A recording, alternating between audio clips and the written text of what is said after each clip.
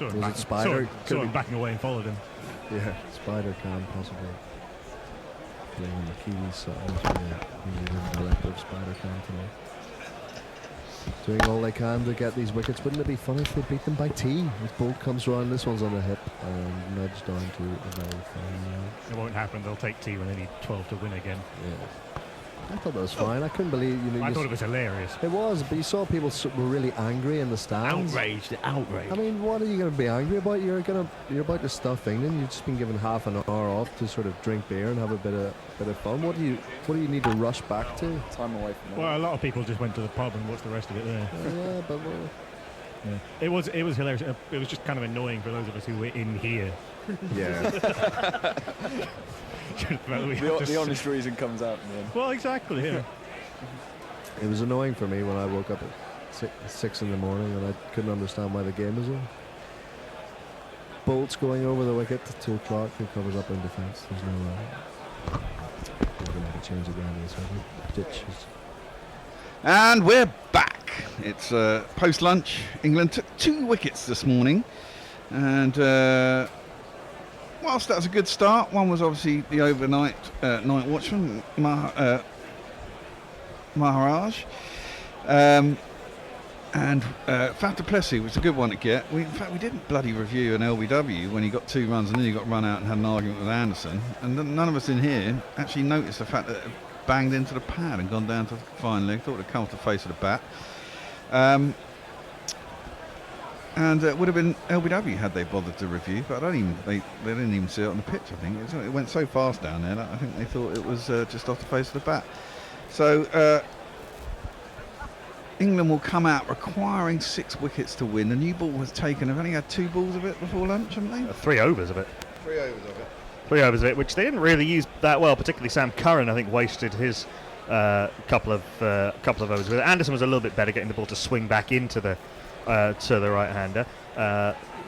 Rossi van der Dussen is a 1 not out off 21 deliveries, but the man who'll face up first up in the second session is this man who's been hugely impressive. 83 not out off 271 balls.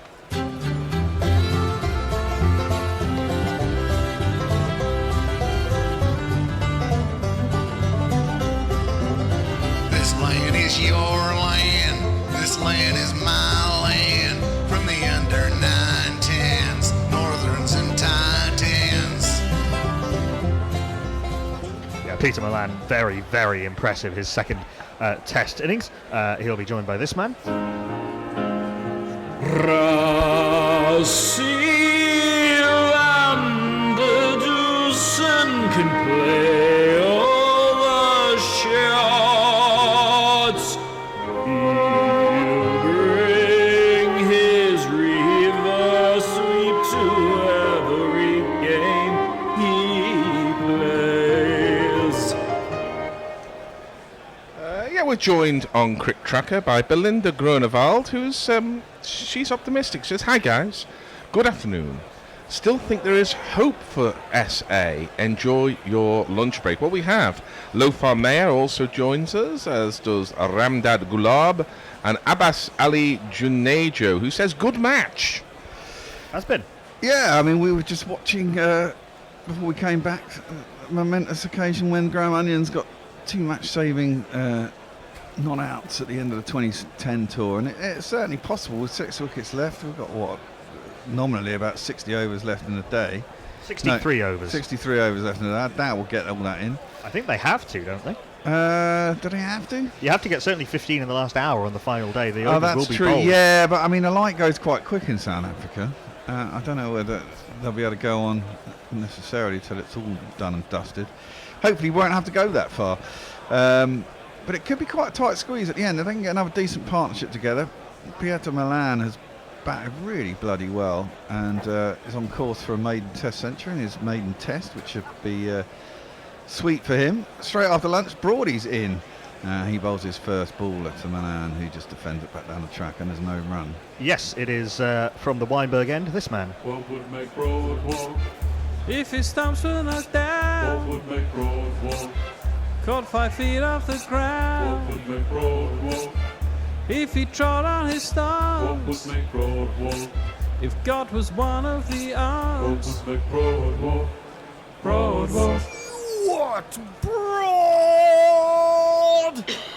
And one thing you can definitely say is that South Africa certainly aren't going for the win. Everyone was talking about the possibility of it overnight. That's well outside the off stump there by Broad. No need to play at that. Milan doesn't. Through the keeper, there's no run.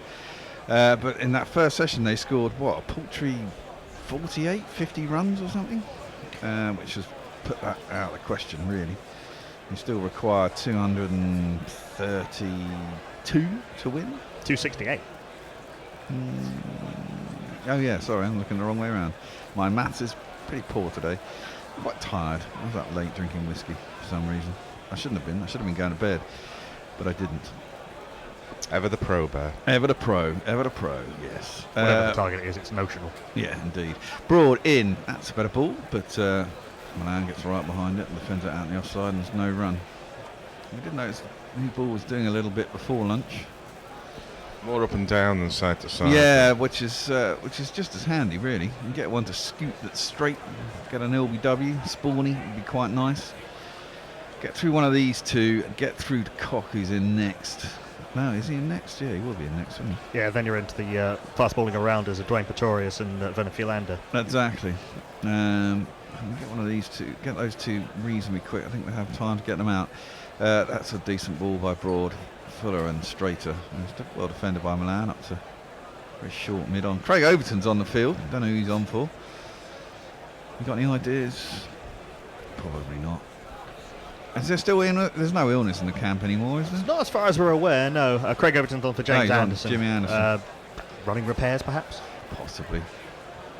Getting his calves massaged down to make sure he doesn't get an injury. Hopefully. Anyway. Because he looked the most effective of English bowlers along with Stokes this morning, really. Oh, left, and that leapt. But it was outside the off stump and no need to play at it, and he didn't. And it's through the keeper, no run.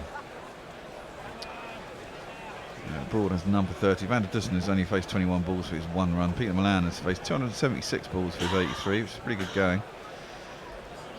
So I've got 170 for 4. Field is 2 slips, gully, there's a point, there's a cover, there's a mid-off, mid-on, mid-wicket.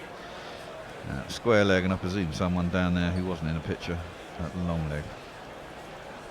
That's Milan faces up, and Gary's dying to my left. Broad in, full, driven up to mid-off. Who is Sammy Curran? Who doesn't bother throwing at the stumps. And that ends the first over, and there's no run. He retains the strike. The Duke of Umbridge, live from the gates of hell, no less, says, "My dear Gorilla Cricket, the Duchess and I have concluded that, as per usual, the ECB are barking up the wrong tree. Talk of 4-day tests should cease.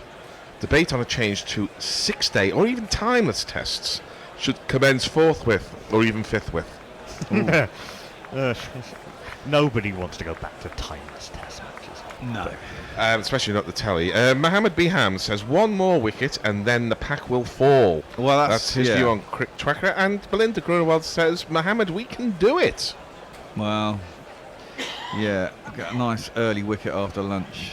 Maybe take another hour to get through the Cock, and then hopefully the rest will fall. But we shall have to see, I suppose. That's why we're here. With Anderson off the field, one would imagine that Sam Curran will bowl from the other end. Indeed, he is. And his first ball is outside the off stump of Milan, and he leaves it through to the keeper. No run. Yeah, continuing from the Kelvin Grove end. Is he a batter or bowler? Sam Curran. What's his distinguishing feature? Sam Curran. His dad's from Zimbabwe. Sam Curran. And he's beloved by Liz Yates. Sam Curran. He was a bit wasteful before lunch with a new ball, and he's over the wicket to Milan. It's a better line, but he's not getting any swing whatsoever, and he defends that comfortably enough out to cover, and there's no run. You get the feeling he's sort of slightly bowling himself out of the rest of the series here, Curran. Well, yeah, I thought that in the first innings. I thought he was the weak link in the first innings. Every time he came on, we seemed to leak runs, and we didn't have a lot to play with. Fortunately, what happened. But he got the important wicket of Quinton de Kock. Yeah. Learcat Ali on Crick Tracker says hi. I think Learcat Ali played for Pakistan, didn't he, a few years ago? Curran is running up to the crease now. Bowls at Milan. Oh, a beauty. Wow! And he does beat the outside edge. I'll take all that back if he'd have got that. A bit of a full shot there from Milan. I don't think it did much though. It just seemed to go on. He just played down the wrong line. A little bit of cut off the wicket. Yeah, it's fraction, but not much. It whizzed past the outside edge of Milan's back. He's bowled more good balls after lunch than he did in his 2 overs before. So exactly the right line and length, whichever way the ball's moving. Absolutely. Well, he bowled better from round the wicket than over the wickets in the 2 overs before lunch, but now he's back over, isn't he? Yeah, that's a decent ball. Good line, good length. It's a good lead by Milan. Through the butler, no run. Jay Grover's asking me whether it's still now soya milk and rum. Oat milk, I think I've had this morning in my cappuccino. Oat milk. Oat milk. Yeah, very good in the cappuccino. Alpro brand for professionals. I recommend it. No rum as yet today, although if my voice gets any worse, I may need some medicinal There's plenty of medicinal liquids out there, of all sorts of kinds even. Defended square out to Don Bess, who's at cover, and there's no run. There's rum, there's sherry, there's port, whiskey, gin. I think there's lots of gin. Yeah, I might have to avail myself. Ravin, hello Ravi, says things you expect to hear on Guerrilla Cricket number 220. Second session of day 5 ahoy. The SA crap for survival continues. Hashtag respect for your opponent. Hashtag Guerrilla quotes. The joys of typos. Yes. Driven by Milan up to mid-off. And there is no run, and that ends Sammy Curran's 11th over. He's only gone 15 runs. Jimmy Anderson's back out, so maybe he was just having a crap. But they're Malali maidens, aren't they, as Rob Smythe calls them. Most of those maidens are a result of 4 deliveries too wide to play at. Dilbert says, is Guerrilla Cricket South Africa commentating? Would be nice to hear some objective commentary.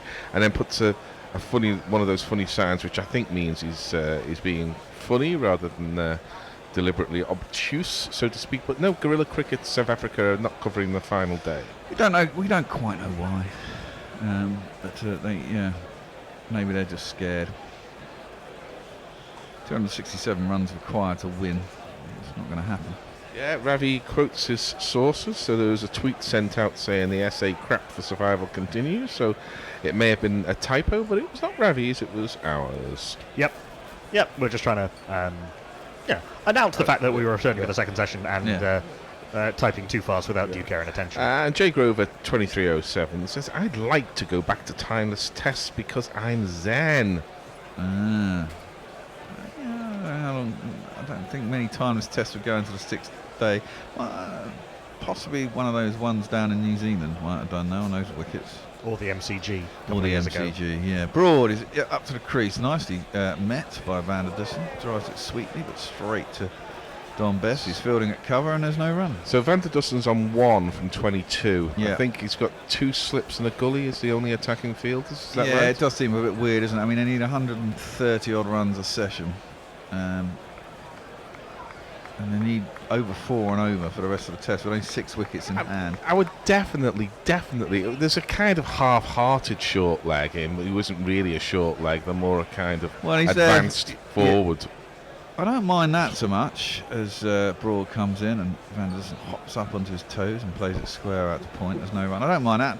Jimmy Taylor got a couple of decent catches there last time we were in South Africa. But I think I'd like another slip in. Yeah, I'd like another slip in, but I'd also like a silly pointing. We've seen the ball jump towards the gloves a few times, and if he gloves it and the ball just sort of drops apologetically where silly point should be, I'll be very annoyed with this because it's not unpredictable now that the bounce will be unpredictable, if that makes sense. And so I think you've got to cover both sides of the wicket. If the ball takes the glove, maybe hits the helmet or the shoulder. Broad in. Oh, wow. He's cut him in half there. That's come back and it's, hit him in the knackers or maybe in the midriff. He seems too upright to have been hit. Yes, he didn't stay down long enough, but certainly came back at him and jumped at him. And Van der Dussen's having a torrid time out there. Took another little piece out of the pitch. Yeah, it's hitting just above the knackers in the midriff. It's almost Van der half a dozen. Well, yeah. That must have hurt a bit. Yeah, I mean, I think that the short leg there is for the ball that comes off the bat rather than the one that comes off the glove. Yeah. Leaves that one alone whilst hopping Van der Dussen.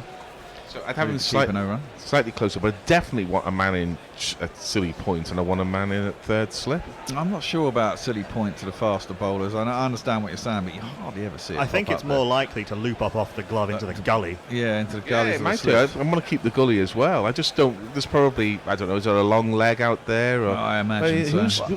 Why would you save a boundary I now? don't mind the long leg, but maybe take the mid wicket out, move the mid on round a bit, Yeah. and then put in a sort of a second gully or a Yeah. third slip. Broad in again. That one keeps lowish, but it's outside the off stump of Anderson. Don't have to play at it. And it doesn't. I mean, Keeper no run. My point is that you can, or at least I can see him being caught close in on the offside with a glove that goes into the helmet or off the shoulder or something. I cannot see him being caught at mid-on. I mean, if Van der Dussen hits the ball in the air to mid-on, it's a brain fade of such monumental capacity, you can't really vouch for it. So what's mid-on doing there? He's there saving one. Well, what's the bloody point? It's just a standard field, isn't it? It's not really thinking about it. Yeah, he's certainly not going to probably put it up full enough to be driven to mid-on. That one's clipped into the leg side, but slightly deep Ollie Pope, deep short leg, stops it. And so he won't get a run. Well, I'm indebted to J Grover 2307, who says, Gary, that was a 5 Live commentator thing. Milk and rum sorted one lad's voice out. Also, Real Fred swears by soya milk and rum did the lad good, got him into freeform yoga, if I remember. So, well, I think that's a shout that I shall look for, J Grover, because I guess that's sort of a white Russian, isn't it? Oh no, that's with vodka, but it's a white Cuban. But Messi Jazz, sounding a note of caution, says, I'm not entirely sure that Real Fred's encounter with soya milk and rum was without its downside. I recall that the aftermath was not all roses. Not Fred indicates that there is no long leg. Well, long leg does tend to be more backward square these days. So. Yeah. That's defended nicely by Milan up to mid-off. But I'm grateful No to run. you, not Fred. We can't always, as I'm sure you know, you're at the ground and we're watching the television. We can't always see particularly the deep outfielders. You often have to wait a good sort of 3 or 4 overs before we get a wide shot to be able to identify the boundary riders. Indeed. Milan facing up, Curran over the wicket. And defended sweetly, back to the bowler, no run. On Crick Tracker, Mohammed Tamvirul Islam simply writes Protea Fire. Yes. What's the scoring rate been from this fiery Proteas at the moment? Oh, Not yes, a lot. indeed. Yeah, that is their official hashtag. I see. But yeah, they're going at under 2 and over. But runs per over is not really the point. No, but it can get you in trouble, can't it, if you just play that game. And not if you bowl there, though, Sammy Curran. That's well wide of the off stump. No need to play at that. And so he doesn't.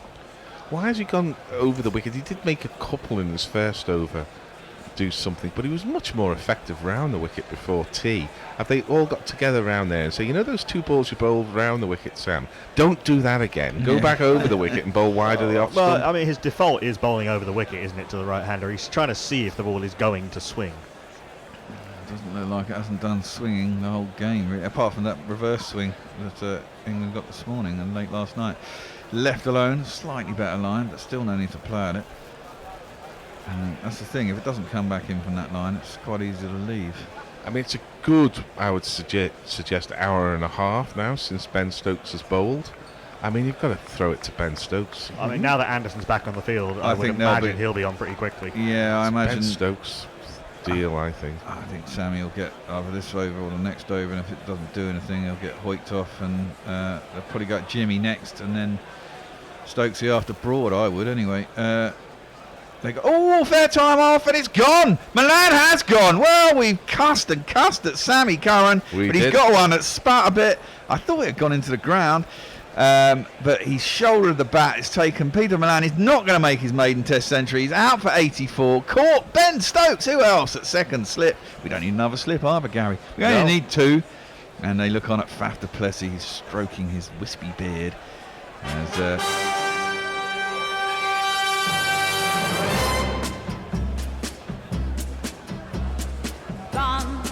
Don't knock the Curran. What an innings from Peter Milan. It wasn't a great innings from Peter Milan, but England really needed that one. Yeah, he's just come off the face. He had to play it. And, of course, the bloody cameraman hasn't really followed the ball to the slip, so I thought it had gone into the ground.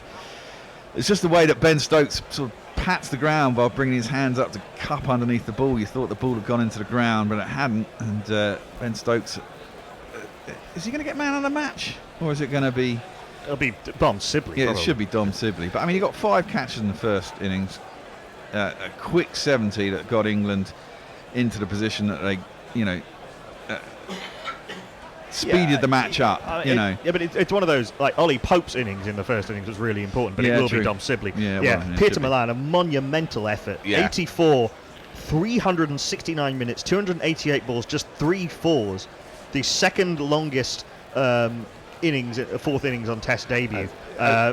Wonderful stuff from Peter Milan, who only got into the team, of course, because Aidan Markram got injured, and we've found a Test opener, and he should be very, very proud of what he's done. Absolutely. It was a bit of a soft dismissal, though, a tired dismissal, I think, because it was almost kind of catching practice, because he steered the ball to second slip. Yeah, he didn't draw his bat away, did he? Yeah. I mean, it was sort of half an edge and half a face. It wasn't and half a leave. An absolute steer, but it was a shot of a tired man. But fair play, Sam Curran, as he does over and over again. Just when you think, oh, he's not really doing very much good for the team here, he picks up his wicket, he gets himself in the game, and it's no surprise that it was Curran and Stokes, England's 2 men who seem to be able to make things happen, who combine for the wicket. And that brings an altogether different type of player to the middle. Quinton the cock has a name you can mock, but he's really quite useful at cricket. Also, our man, Greg. I heard that he can open the bat, even if he's not keeping wicket. Greg Smith's favourite cricketer. Greg Smith's favourite cricketer, that's it. I'm sure he'll be in touch. Is he going to go 4-4 out? Let's have a look. Oh, that's a full bunger. I think it was an attempted slower ball first up by Curran to Quinton de Kock. And guess what? He's got 4 off his first ball. It's a pretty shit ball, though, on the leg side. There's no one down there. And he gets himself off the mark straight away.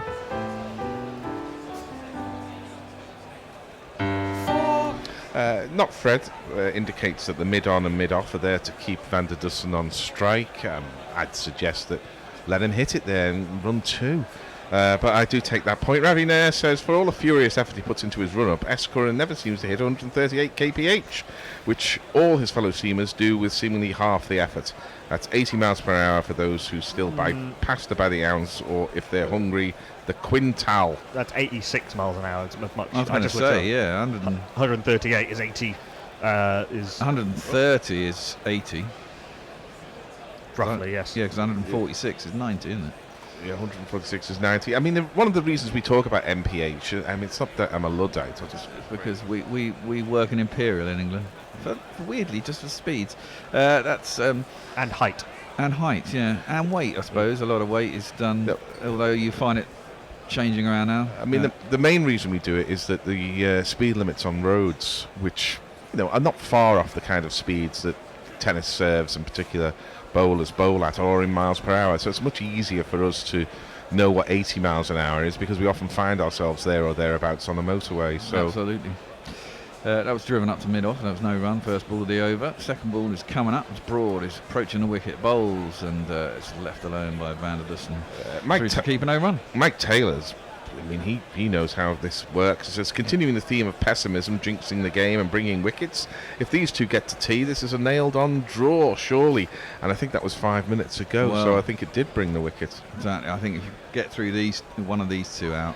And Ravi corrects himself from 138 to 128 kph, yes, indicating you guys are right.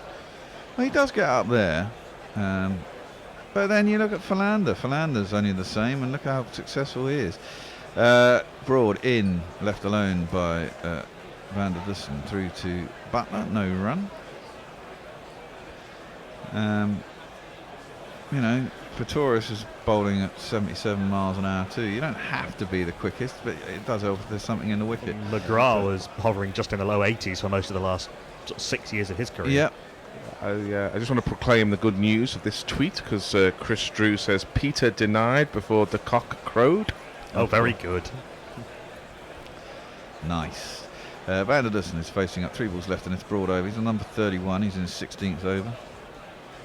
So he delivers now, doesn't really get up, he hops, he does a lot of hopping, Van der Dussen, doesn't he? Even when he's leaving, that one he hops a little bit and jabs his bat on it down to mid-wicket, where I think Zach Crawley is fielding. I have a cynical tweet here from Ian Shaw. Says, so if teams find excellent new players by having to replace others who get injured playing against England, can England play England too? Maybe they'll find a top order, unless that's what the pre-game football was for. Well, yes. Burns, Sibley and Denley seem to be okay enough. Yep. And we wait to see what Zach Crawley does. He's got the rest of it. Oh, wow, that didn't get up. Seemed to get stuck in the pitch and slow up. And Van der Dussen went to pull it, got an under edge that can't have gone much past his off stump. Beat Butler, though, as he dived down to his left, sorry. Went under him and he's got himself 4 runs. Horrible shot. 2, 3, 4. Yeah, he completely lost his shape. Yeah, totally. He's just flat-footed waft. Jay Grover says, when I scavenge from the food bins, I always go Imperial. It's a pride thing. And Arthur Patricia says, England finish this off before I start work at noon challenge. Don't think we'll quite get that. No.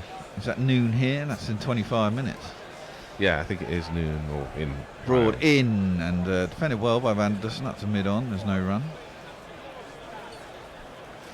It's a good effort here by South Africa. England had a pretty good effort in the last test, didn't they? Until, well, I blame Bairstow for that last failure in the last test. It was a shit shot against the new ball against Rabada. Our very own Genro is tweeting us. Hello, Jen. Hello. And she says, does Curran's baby-facedness indicate that we're stuck with him for the rest of geological time? His colleagues who look 12 at 40 have all lasted. Well, he's only how old's Curran? 22, 23? Something like 22, I think, yeah. I mean, yeah, he does look about 17. Indeed. Yeah, so we may be stuck with him a little while yet. 179 for 5, South Africa. Ravi is just asking whether you've admitted that Guerrilla Cricket are imperialists, Burr. No. Are we imperialists? No, I we're don't certainly think we not are. imperialists. Imperialists in certain measurements. Curran is over the wicket to Quinton de Kock, who defends that nicely up to mid-on. There's no run. Well, you do find that people are switching over to kilograms, aren't they, for weight and stuff over here. You often see things. It's a slow process, though. Yeah, I mean, I'm probably happier with kilograms than stones. Let's face it, I've got plenty of both. And I'm perfectly fine with meters as well. I mean, partly because my kids need a new passport every 5 years in Sweden, and they have to get their height measured for it. Do you have to be measured? You have to have your height on your passport in Sweden. Yeah. Cut nicely by Quinton de Kock. Down to the man. A backward point on the boundary. And that'll be a single. You can get it from police station though, so it's a lot easier, a lot cheaper than our palaver to get one. Yeah, I've never quite got the kilometres thing. I always have to sort of think 50 is 80, and then 80, half of that is 75, so that's 120, and it's all too complicated. 160 is 100. It's 100. That's what I remember. As I stormed down the Péage. No, in Germany. Autobahns, that's it. Oh, wow, that's a good lead when Van der Dussen was quite close to his off stump. But he leaves it through to Butler, there's no run. I was storming down the Autobahn at 115 miles an hour, so whatever that was. And then this Audi just went past me, and it must have been doing about 160. Literally. Good fun driving in Autobahns in the far east of Germany, though. There's no one on the roads. Right. My brother has this new BMW of his, which has got all this technology, and you put in your destination, and it calculates how it's going to use the battery element and the petrol element of its drive. That's defended by Van der Dussen up to mid-off in this merry run. Is it one of the? Is it the flashy one? That's like this is like a sports car.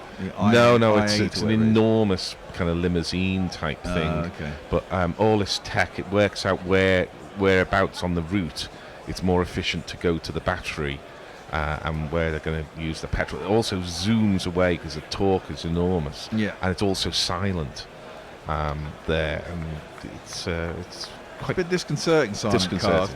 cars. That's down a leg side. There's a bit of a glove, but he got on top of it well enough, Van der Dussen. I don't think it would have carried the Butler. It went down past him anyway to the boundary. It's going to be 4 runs to 2 Van der plus 2 Dussen. is on my mind. 2 plus 2 is on my mind. Yeah, it's definitely a glove. Messi Jazz has a suggestion. It should be a speed stroke IQ metric for fast bowlers. As Dennis Lilly aged, he slowed down but bowled really smart to compensate for the loss of pace. See also Glenn McGrath. Yeah. And Jimmy arguably Jimmy Anderson, you know, I think the more you play, the more Sean smart Pollock. you get. Sean Pollock, indeed. Sammy Curran, last ball of the over. Little hop into the air by Van der Dussen. Defenders down on ground in front of him, and that ends the over. 1 for 24. Sammy Curran off 13. You could just be Malcolm Marshall and start off really, really fast and really, really clever, and stay really, really fast and really, really clever for an entire career. See also Dale Steyn. Yeah. Dale stayed. We all have a change at the end of the next over. Okie dokie. 184 for 5. And in response to Genro's comment about Sam Curran, Ravi Nair says, at the end of Anthropocene, which I take it is a human age, all that will be left among land animals are cockroaches, Rattus norvegicus, an album by the Stranglers, and Sam Curran. That's the current epoch, I presume, isn't Yes, the one in which we will. it? Destroy everything. Well, no, the Earth will be fine. We may not be. Yeah. Jay Grover says, crikey, Gary, I didn't read the Swedish eugenic thinks were still going on. No, they just put the additional information on the passport that your height is there on the passport. And they're very quick and easy to get in Sweden, unlike here. This says you're 6'5". You're only 6'3". Yeah. I suppose if you're says you're 6'5" and you're 5'8", that's an easy tell. Was that? So you have to pay? You just go to the police station? Yeah, you still have to pay, Is but it it's expensive a or is it relatively quite cheap? quick process. I'm not sure. Defended by Quinton de Kock. Doesn't really move his feet there, but the defence as Broad's coming around the wicket to him. I don't think Mid-on, it's no as run. expensive as here, but I think they only last 5 years. And certainly my 2 kids, because the measuring is quite important when they're kids, so I think they've more or less stopped now. I think Jesper's last passport, he was 194. He may be a little bit taller than that now. Surely for kids it's kind of pointless because if the let's say you It's only 5 years, you see, so you don't have them that long. well, but even so, but let's say you get your passport at 11. Broad is in, and well forward is the Kock. Nice forward defensive up to mid-on, no run. I was going to say, I mean, I remember when we got Sophie's first passport and Nate's first passport. I mean, literally, I think Lexi's first passport, it might have been Sophie's. They just like a little baby. Probably. I know, yeah. We were yeah, we were it's the literally same going off to Kenya, and Yes. she must have been about 3 months old. It's just I mean, I have been stopped a couple of times when they were little at Heathrow because we have different nationalities and different surnames coming through Heathrow, and it is, you know, they are interested in kind of people trafficking and stuff like that. So I do understand. Ooh, that's a decent ball by Broad. Bat turns into Cock's hand. It goes out to Don Bess, who's at mid-wicket. Yeah, Chris Drew says Gary is a Kraftwerk fan. Good man. Yes, I've been a Kraftwerk fan since the late 70s, since indeed Autobahn came out. I remember I was getting Trans-Europe Express, buying it at Probe Records, where Dead or Alive's Pete Burns worked, and you used to get it into the German import, and it was Trans-Europe Express. Again, so we're going to have a little change. Me and Knackle are zooming out, and Hendo's going to come in. When I'm working on the self-checkouts at Waitrose, I often have Kraftwerk's The Robots song going through my mind. I was never a big fan of Kraftwerk, I have to say. Oh, yeah, I am. Broad around a wicket, closed face by Quinton de Kock, gets it past Don Bess at mid-wicket. It goes out into the outfield, it's chased down by... Is that Sid? I don't know who that is at mid-on, can't see from this far away. There's no number I can count there. and it'll be a single. And what I sometimes say to the customers at the self-checkouts, and you'll know this if you've ever used a self-checkout, is back in the day we thought robots would all be humanoid and have no feelings. And now the robots look nothing like humans, but they have all the temperament of some human beings, because they are very temperamental, those self-checkouts. And they are robots. They're annoying. Broad, too wide of the off stump, pointless, and there's no run. I hate it. They have the one. If you got, they have the ones at Sainsbury's where you can now get the scanner yourself and go around and scan stuff. Yeah. And every once in a while, you go to the self checkout, and then they go. They randomly select you to check that you haven't stolen Only anything, you, basically. Bear. So they go through. Only you, Bear. They go through your entire shop themselves and scan it again. Only you, Bear. No, not only me. We Yeah. Yeah, the age checking on. That's a lot of my job. Yeah, a lot of my job is checking ages, but you don't get checked for boxes of matches. Yeah, fire starter. Defended out to the covers. That's the end of my stint. Hendo and Tony are going to come and join Gary. I think you'll stand there, Gary. may as well read some tweets, Gary, to cover the shifteroo. And I shall see you soon. Yes, well, we can go to Crick Tracker. Tamid Sharon says, what Tim Parnell, the useless player? I don't know who Tim Parnell is, but Michelle Dunn is also joining us, and Rahul Tiwari. And you can find us at Crick Tracker, but you've already found us somewhere, otherwise you wouldn't be able to hear me, so it's a slightly redundant shout out there. I didn't realise I was staying on the tweets, but there we are. J Grover 2307 says, oh no, the bear has heard about German cars. And says cue frantic wanking. Oh, I didn't need that image in my mind at all. Well, England are just slowly but surely picking up these South African wickets. It's going to be hard for them to get out of this. 185 for 5. Little Sammy Curran, I was saying.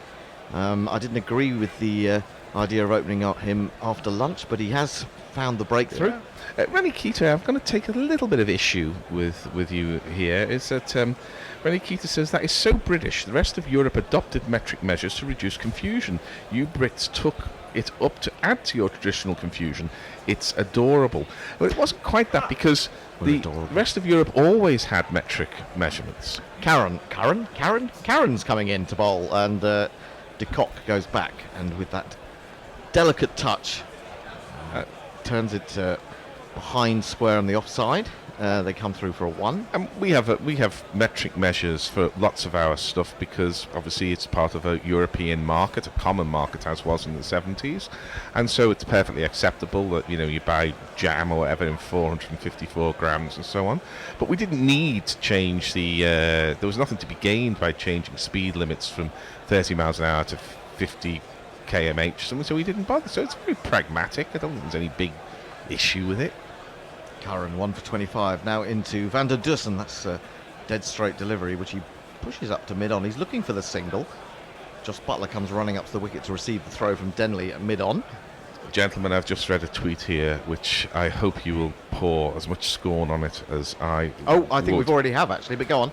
Yes, Guerrilla Cricket, but didn't Malcolm Marshall bowl 1 innings with his left arm in plaster? Indeed. IIRC, he was just medium quick, but still pretty effective. Well, I was going to say, tell that to Andy Lloyd. He was medium quick. Ruined his international career at the outset. It was a lot more than medium quick. That arm revolved remarkably swiftly. This is outside the off stump, left alone by Van der Dussen. He did bowl at Old Trafford in 1984, I think, with his left arm in plaster, and took 7 wickets, and bowled a set of cutters and swingers that were just fantastic. But I can tell you, I saw Malcolm Marshall bowling for Hampshire, and he was lightning. The other thing was he was lightning and being quite a relatively small man. He was only about 5'8", 5'9" at the most. The bouncer just kept following you. You couldn't duck it, couldn't sway it. It was we often talk about the speed of the hands of a batsman, but the speed of his arm was phenomenal. Onto the back foot as Curran switches to round the wicket. It's angled into Van der Dusen, who stands tall and defends it. He had a snap Back to him. a snapping wrist which he could apply backspin on the ball to aid swing. He could cock the wrist one way or the other way to go in or out. He could bowl cutters, he could bowl short. He was a horrendous sight from round the wicket to right-handers, where he would hide behind the umpire running in and just emerge from behind the umpire and absolutely ping you.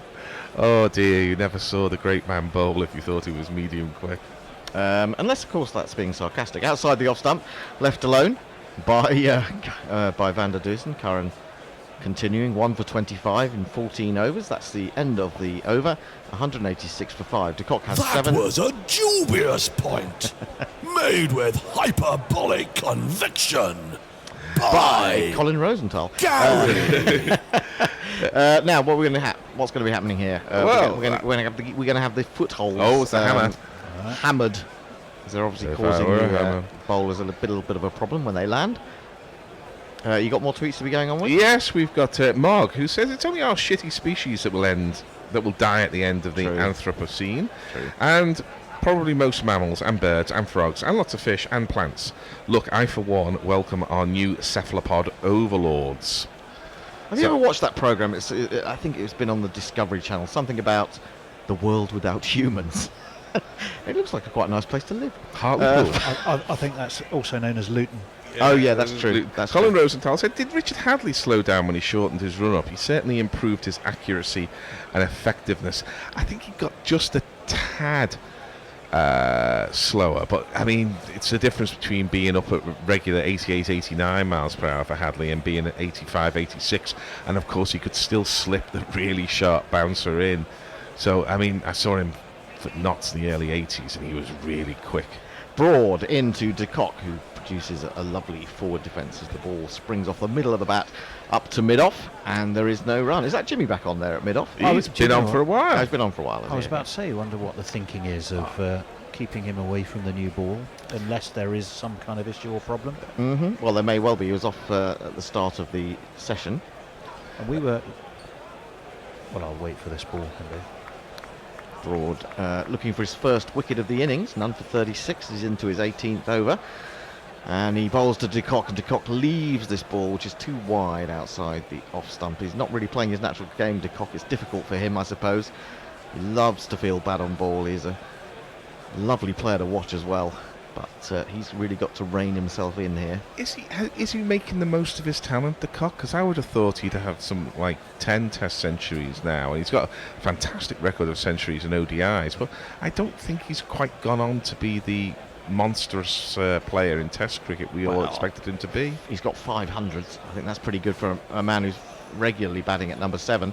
He tries to drive this one, rather closes the face and into the ground. The ball goes, leaps up into the air and is caught by Broad. He doesn't know, Hendo. He bats at 6 for South Africa. Well, 6 or 7. I mean, you know, I think, and you're keeping wicket.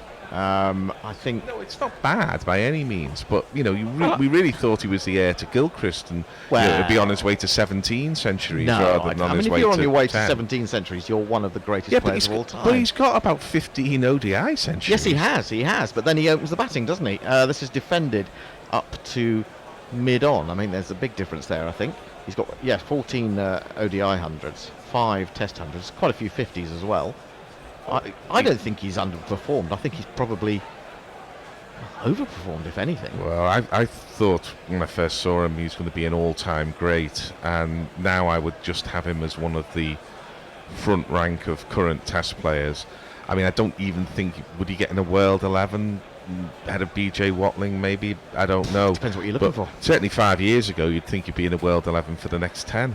Broad in, bowls, and he drives fluently. Tumbling Zach Crawley parries the ball and then trots after it towards mid-off, and they come through for 1. On Swedish Passport, Martin Holmes, I'm grateful to you, who says Swedish Passport last 5 years cost about 35 quid. Come on, England. Which works out quite a lot less than the British Passport, which now costs an absolute fortune. It's what, about 70 quid? 90 odd. 90. I think, and then if you want it turned round in 7 days and something, it costs even more than that. Plenty. Mog says, and if Gary loves Kraftwerk, he'll be mortified that I use one of their songs for Kyle Kurt Sears jingle.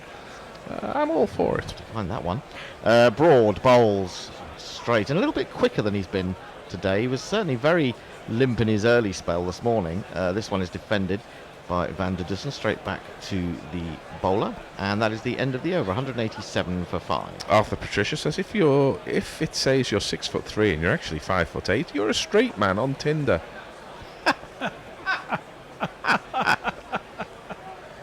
Well, we were trying to find out the height of Dom Sibley the other day when I was at work, and Wikipedia is so far from the mark, it's untrue. I looked it up and it said 6 foot. I thought, no, he's more than 6 foot. So we had to go searching around. We ended up having to get someone to ring the media manager of the England media manager to find out how tall he was. And he's 6'2". Yeah, I'd have Sibley as taller than me, so I'm 186, I think, on my passport. What's that in imperial measurements? It's years old, or it's between 6 foot and 6'1". Ah, not now. quite there. Jake Grover says, yes, Gary, I have heard that joke. It was not funny. I can't remember what joke it was. No, me neither. Forgive me, Jay. Probably wasn't funny. Anyway, change of bowling, and it's not going to be Dominic Best, but it is going to be this man to bowl to the left-hander. He's in, around the wicket. Oh, and it flies! Oh, it's just short of short leg. I think this is a good move from Joe Root. The chef is gone, and we need someone to bat at the top of the order. Joe Denley, he's also a part-time bowler. He can do leg spin, but he's no Ravi Ashwin.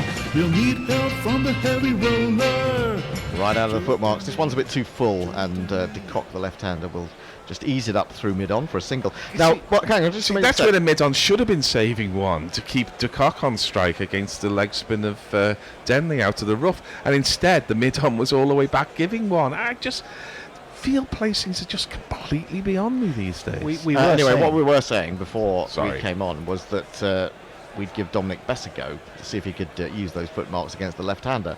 But I think actually it is a good move to bring Denley on, because when you're a wrist spinner, you can get that little bit of extra lift, even if you when you do hit those footholds. Anyway, he turns the ball a lot more than yes. Bess. He rips it rather than rolls it, as most leg spinners do. He's in again. This is wide and driven in the air a little bit up to mid-off, wide of mid-off, which gives Van der Dussen the chance to come through for a single. But this is an interesting, intriguing little passage of play. With Denley, who'd bowled 8 overs yesterday, hadn't been used until now. Now that single has allowed them to get De Kock back down to the striker's end. And how deep is Broad going to be this time? He's come up a little bit, I think. There's a man out at deep square. If he tries to swing one with the spin into him. Slipping a short leg, thrown up. Oh, he was looking to push that squarer and caught it with the inside half of the bat, and it just dribbled back to Joe Denley. Definitely an interesting psychological battle here. Yeah. You've got a De Kock who's restraining himself. Yeah. Facing a part-time leg spinner. This is flat and not particularly good, but all he can do is turn it to mid-wicket. And again, there is no run. The ball comes swiftly back from Crawley to Denley, trying to give De Kock very little time to settle for the next delivery. And here he comes to finish off the over. Throws it up. He drives, gets to the pitch of this one. It's beaten the man at short extra. Have they come through for the single in the end? No. No, they didn't. Backed up there at mid-off. Good over. It was a good over, just a couple of runs from it, and almost a chance. 189 for 5. Aidan says, this game has the same feel as the England draws when we saw Collie and Onions batter out. Could go close. And Mog says, fun story, and indeed you can welcome to my life, because this is what I do. I got carded for buying plastic cutlery in a supermarket once. The apologetic checkout guy appreciated that I was a legit person once I showed him my edged weapons license. Does Mog with an edged weapons license not fill you with fear? Well, it's Tony who's got to go and meet him. Well, it depends how many pieces he comes back in, Tony. I'm not quite sure. Will be girded. I think there'll be more than that. I think they'll be stirred in a big pot if you're not careful. Anyway, let's have a look. What are we thinking? Dwayne Pretorius to come, then Philander. Maharaj isn't to come because obviously he was Night Watchman. Rabada and Nokia. Colin Rosenthal is berating me, saying, do improve your reading skills. My point was that he was only medium quick when bowling with his arm in plaster. And by the way, I was at Edgbaston for Andy Lloyd's Test career. Well, exactly. So, yeah, I mean, maybe I misread that. We get a lot of tweets, and sometimes we do misread them. So, my apologies. Maybe there was if so. ambiguity in the tweet. Forward comes Van der Dusen, and we have got a double change. We've got double spin. We've got spin twins. It's Dominic Best. He's into the attack. He's bowling to the right-hander at the moment. We'll jingle him up in a moment. It turns on with the meaning of IIRC, which I'm afraid I don't know. If I remember correctly. This one turns in to Van der Dusen, who just plays it to short leg.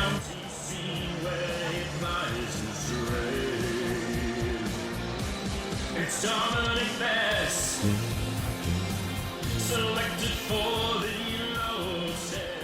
Here he comes again. He's got a man short on either side of the wicket. This is played to one of them who ends up limping because it's hit him in the shin. Although I imagine he's got some pads on there. It's Dominic Sibley in that position, I think. And there is no run. Ravi points out that there are swings as well as roundabouts, although I'm still not going to agree with him. I prefer swings to roundabouts, I have to say.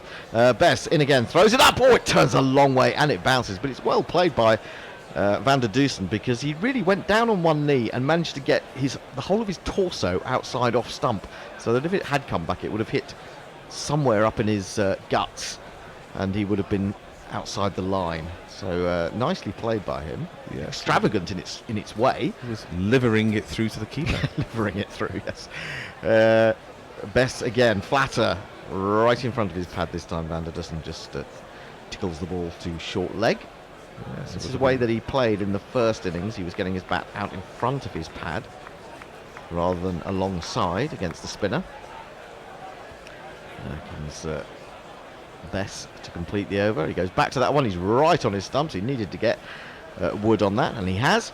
And that is the end of the over. 189 for 5. De Kock has 9, and Van der Dusen has 10. Ravi says, Gary, there was a lot to be gained by changing road speeds to KPH. All new cars sold in the EU have to be legal wherever they are driven within it. As a result, manufacturing costs go up, though having to have them convertible from MPH to KPH, consumers suffer. What's the manufacturing cost of having the KPH on the dial as well as the MPH? Of having a chip which moves between the two if it's a digital readout? Hardly anything, I would suggest.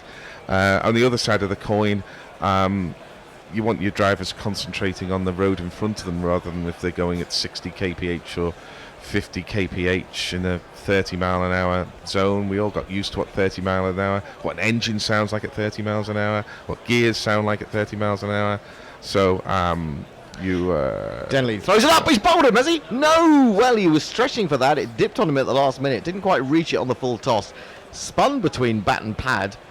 I thought it had taken the leg stump, but we'll have another look at it. This is fascinating cricket. He's he's hit all over. How has that not hit the stumps? Does that hit his back pad?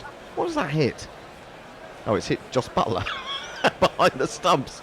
He's in again, throws it up, almost a full toss again, just dipping on him, and this is exceptional bowling from a man who doesn't do this regularly. In fact, I think Joss Butler, by only padding that rather than taking it, has missed a stumping chance. He's in again, bowls, turns on to his bat as he comes forward, and with the angles, straight down to Ollie Pope, who's at short square leg. This is lovely to see an England bowler doing this.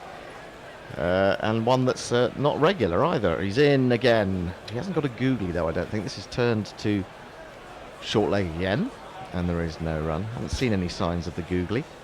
Yeah, I think maybe. All the time he's bowled when we've seen him. Clearly the timing of the new ball, but England were sort of biding their time, waiting to get a left-hander at the crease, weren't they? Yep. He's in again, and that's way outside off stump. Stands up, spins a long way. He had plenty of time to play it. De Kock, but it did go a long way. He just dabbed it down to the man at slip. So again, why not put more men around the bat, I would argue. Yep, I think that's a very good point. He goes back to this one, waits for it. He's probably realised that actually going out towards and trying to play the drive off Denley is not the wisest course of action. If he hangs back, tries to play it off the pitch, he'll be in a better position. That is a very good maiden from Denley. I think Joe Root should have a bowl as well because he also turns the ball more than Bess. Jay Grover 2307 says Hendo is the most fey and fickle commentator when it comes to bowling changes. At least Gary's negativity is sinistant. Who's saying this? Jay Grover 2307. Most fickle? In what sense? I don't know what you mean, Jay. Seagrave Saab says, if I remember right, when we were back in the UK last year, we applied for a same-day turnaround of Junior's UK passport. It was £103 plus £25 extra for the same day. The worst penalty, though, was spending 5 hours in Peterborough. 3 men round the bat as Bess starts new over bowling over the wicket to Van der Dussen, the right-hander. First ball is a little bit too straight. He just tucks it away off his pad to the man at short leg. I think there's clearly a bit of a wag at Sky Sports or South African Broadcasting, isn't there? Bess in again, pushes it wide of the off stump, looking for the turn back, but it's nicely stroked into the offside by Van der Dussen. He was looking for the single. Don't think it happened in the end.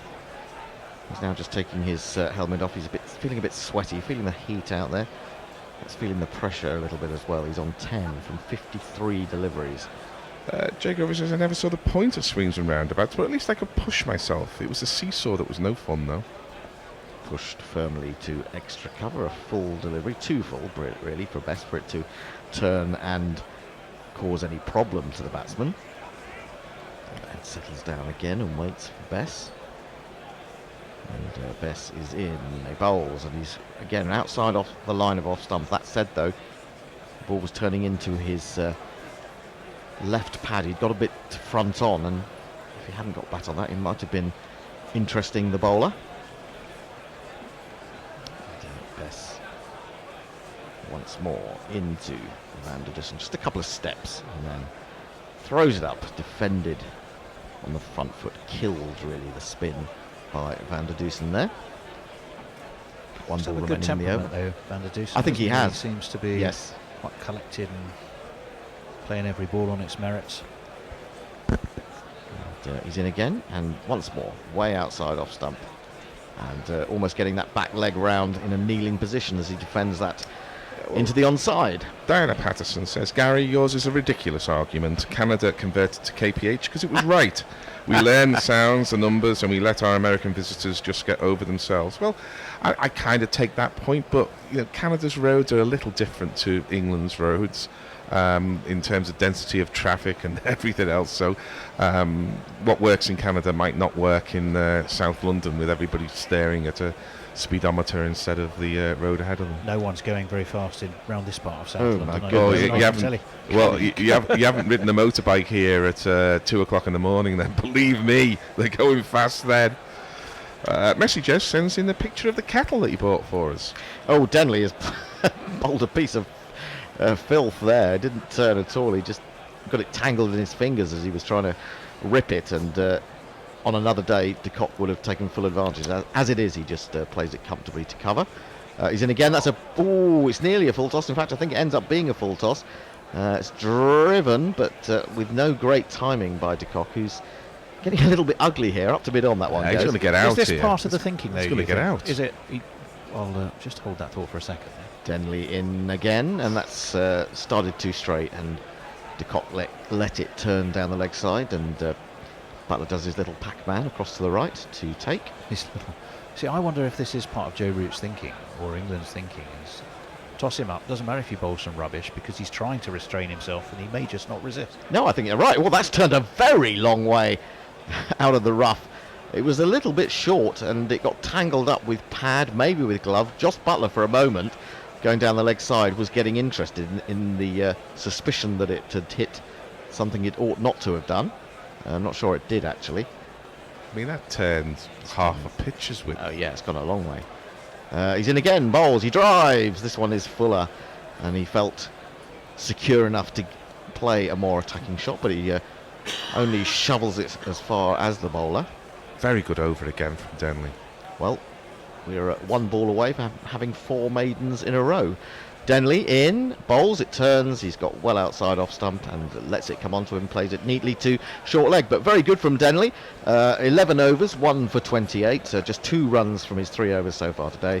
South Africa remain on 189 for 5. If only Joe Denley had, or maybe he does, but I haven't seen it, an effective googly. He does have a googly. I don't think he does. But I don't think he does, but it's no It's point crying out for it. Yeah, at but the there's no moment. point bowling it round the wickets to the left-hander because it would be so obvious from its line that it's a googly because he's pitching everything so far outside the off stump in order to hit the footmarks. Well, I mean, I have never seen Yeah, he does. the lesser spotted Denley He does. He googly. gets wickets with it in ODIs. Maybe it's a Zuter or something, but it's definitely a straight ball, and it gets him his wickets in ODIs, which is one of the reasons why he got in the England squad.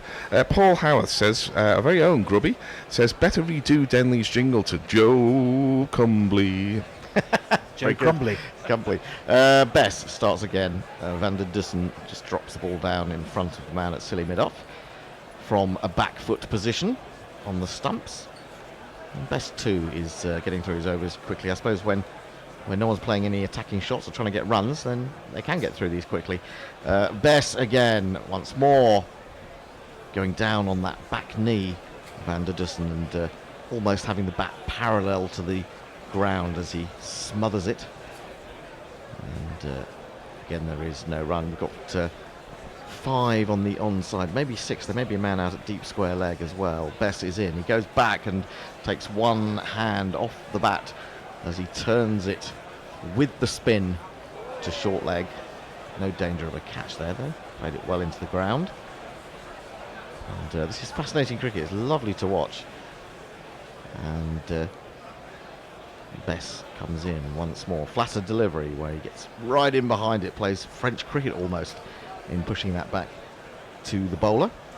I'll be going off tweets, I hope, very soon. No, you're there for the rest of the afternoon. In fact, we'll keep him there if you'll give us some money, people. We did this with Tony once. Yeah, well, I'm definitely getting off anyway. But just to finish off, because there's lots and lots of stuff that asking or telling me and others that we're little Englanders with our refusal to convert to metric. My point is just a pragmatic one. Is that no other country, possibly parts of the United States and maybe sort of downtown Tokyo and stuff, but very few countries have got the density of traffic that we have on our roads. Best round the wicket now, and he's dispensed with the silly mid-off, who's gone to leg slip, and this is played back to the bowler. And absolutely anything that makes it more difficult for driving with the amount of data they've got to process. The marginal gain has got to be quite high to cover that transformation cost. The roads here are crazy. Bess in again, defended on the front foot by Van der Dussen, and that is the end of another over. Just 1 run from it. We're going to have some drinks now, and I will just say that basically just because Gary has this thing against metric measurements, this is not necessarily the view of guerrilla cricket in general. So I'd just like to say that we are not all little Englanders. I don't know where Gary thinks he's going. I'm sure that it was time for a change, but I'm not sure if he's going anywhere. He's struggling to get out of the chair at the moment, but he's done it. We'd like to say welcome to a new $10 a month patron sponsor who goes under the name Boris Yelmkov. That's fantastic. Sounds very Russian to me, but I mean, it probably is Russian. Russian to give us money. Welcome wherever you may be in the world to guerrilla cricket. Now, Gary has just got so pissed off with you taking the piss out of him for being a man of imperial measurements that he's just disappeared. Well, we need to get the bear back in, and Tony will move to ball by ball, and you come in on jingles, and I'll take a break. But we'll do it after this over. As we they're having a drinks break. Having a drinks break. So there may be time to affect the switch now. Okay, well let's play a little jingle that tells you how you can do the same as Boris Yelmkov and help us out with $10 a month. That'd be very, very decent. The best things in life are free. Just like guerrilla commentary, we need money. That's what I want. .com/guerrilla cricket. We need money. .com/guerrilla cricket. I don't like the BBC. I prefer guerrilla commentary. I want money. $20 for the archive. That's what I want. Or just buy a t-shirt. 189 for 5. The runs, normally we think, based on the way South Africa are currently batting, Runs required 249, but of course just That the ain't 5 happening. wickets in hand. No, they're not. It's been a fascinating, actually, Bear, watching de Kock against, respectively Denley and Bess, because he's not playing his natural game. No. You can tell it's frustrating him, and I think, I think occasionally Joe Root can be a little bit funky, and it doesn't work. But I think it was a smart move to bring on Denley. Yeah, it was. The thing about Denny is I'd like him to bowl 6 balls in the same place and let the pitch do the work, but he does seem to... He's trying. I mean, remember, Yeah, well, he is this trying. That's what I mean. He's, It's asking a lot from a part-time leggy. Yeah, I know. although Even full-time leggies struggle. He's a little bit more than part. He's sort of part-time plus, isn't he? I think these days, Joe Denley. He's not fully part-time because he does take good wickets in county He's sort of cricket. permanent part-time, sort of 3 days a week type. Yeah, what part-time plus, I would say. So 5 wickets is the equation for England to win. 200 and what did I say? 35. I think it's more than that, isn't it? 249 to win from They've here. only scored But it's about- entirely notional. Yes, 249 to win. And when they had it up earlier, they scored 44 runs in the first session. We are an hour into the afternoon session, so we have one more hour of that to go. So 3 hours play left. And another wicket here. Ideally 2 more before tea, and I think we're on for a win. If we don't get another one before tea, it's going to be... It is. The It's ball gonna will be- get older again. It'll get and tighter and tighter. We have a few tweets. Greg Smith sent us in a screenshot of a tweet from EWN Sport. South Africa are 179 for 5 after 88 overs and need 2,259 runs to win. He says, have EWN got their Zuma counters out? In reference to a former South African it's Prime going to Minister. be Joe Denley again who gives this plenty of air. And that's a big shot for LBW. It's outside the line. But it pitched well outside of the off stump of de Kock, and I think de Kock himself, as Knuckle pointed out, Joe Root's having a think. It was But, outside the it was a line. shortish think, and I think he knows he's just got the one review left. Just grubbed. Did He just wants to grub. save it.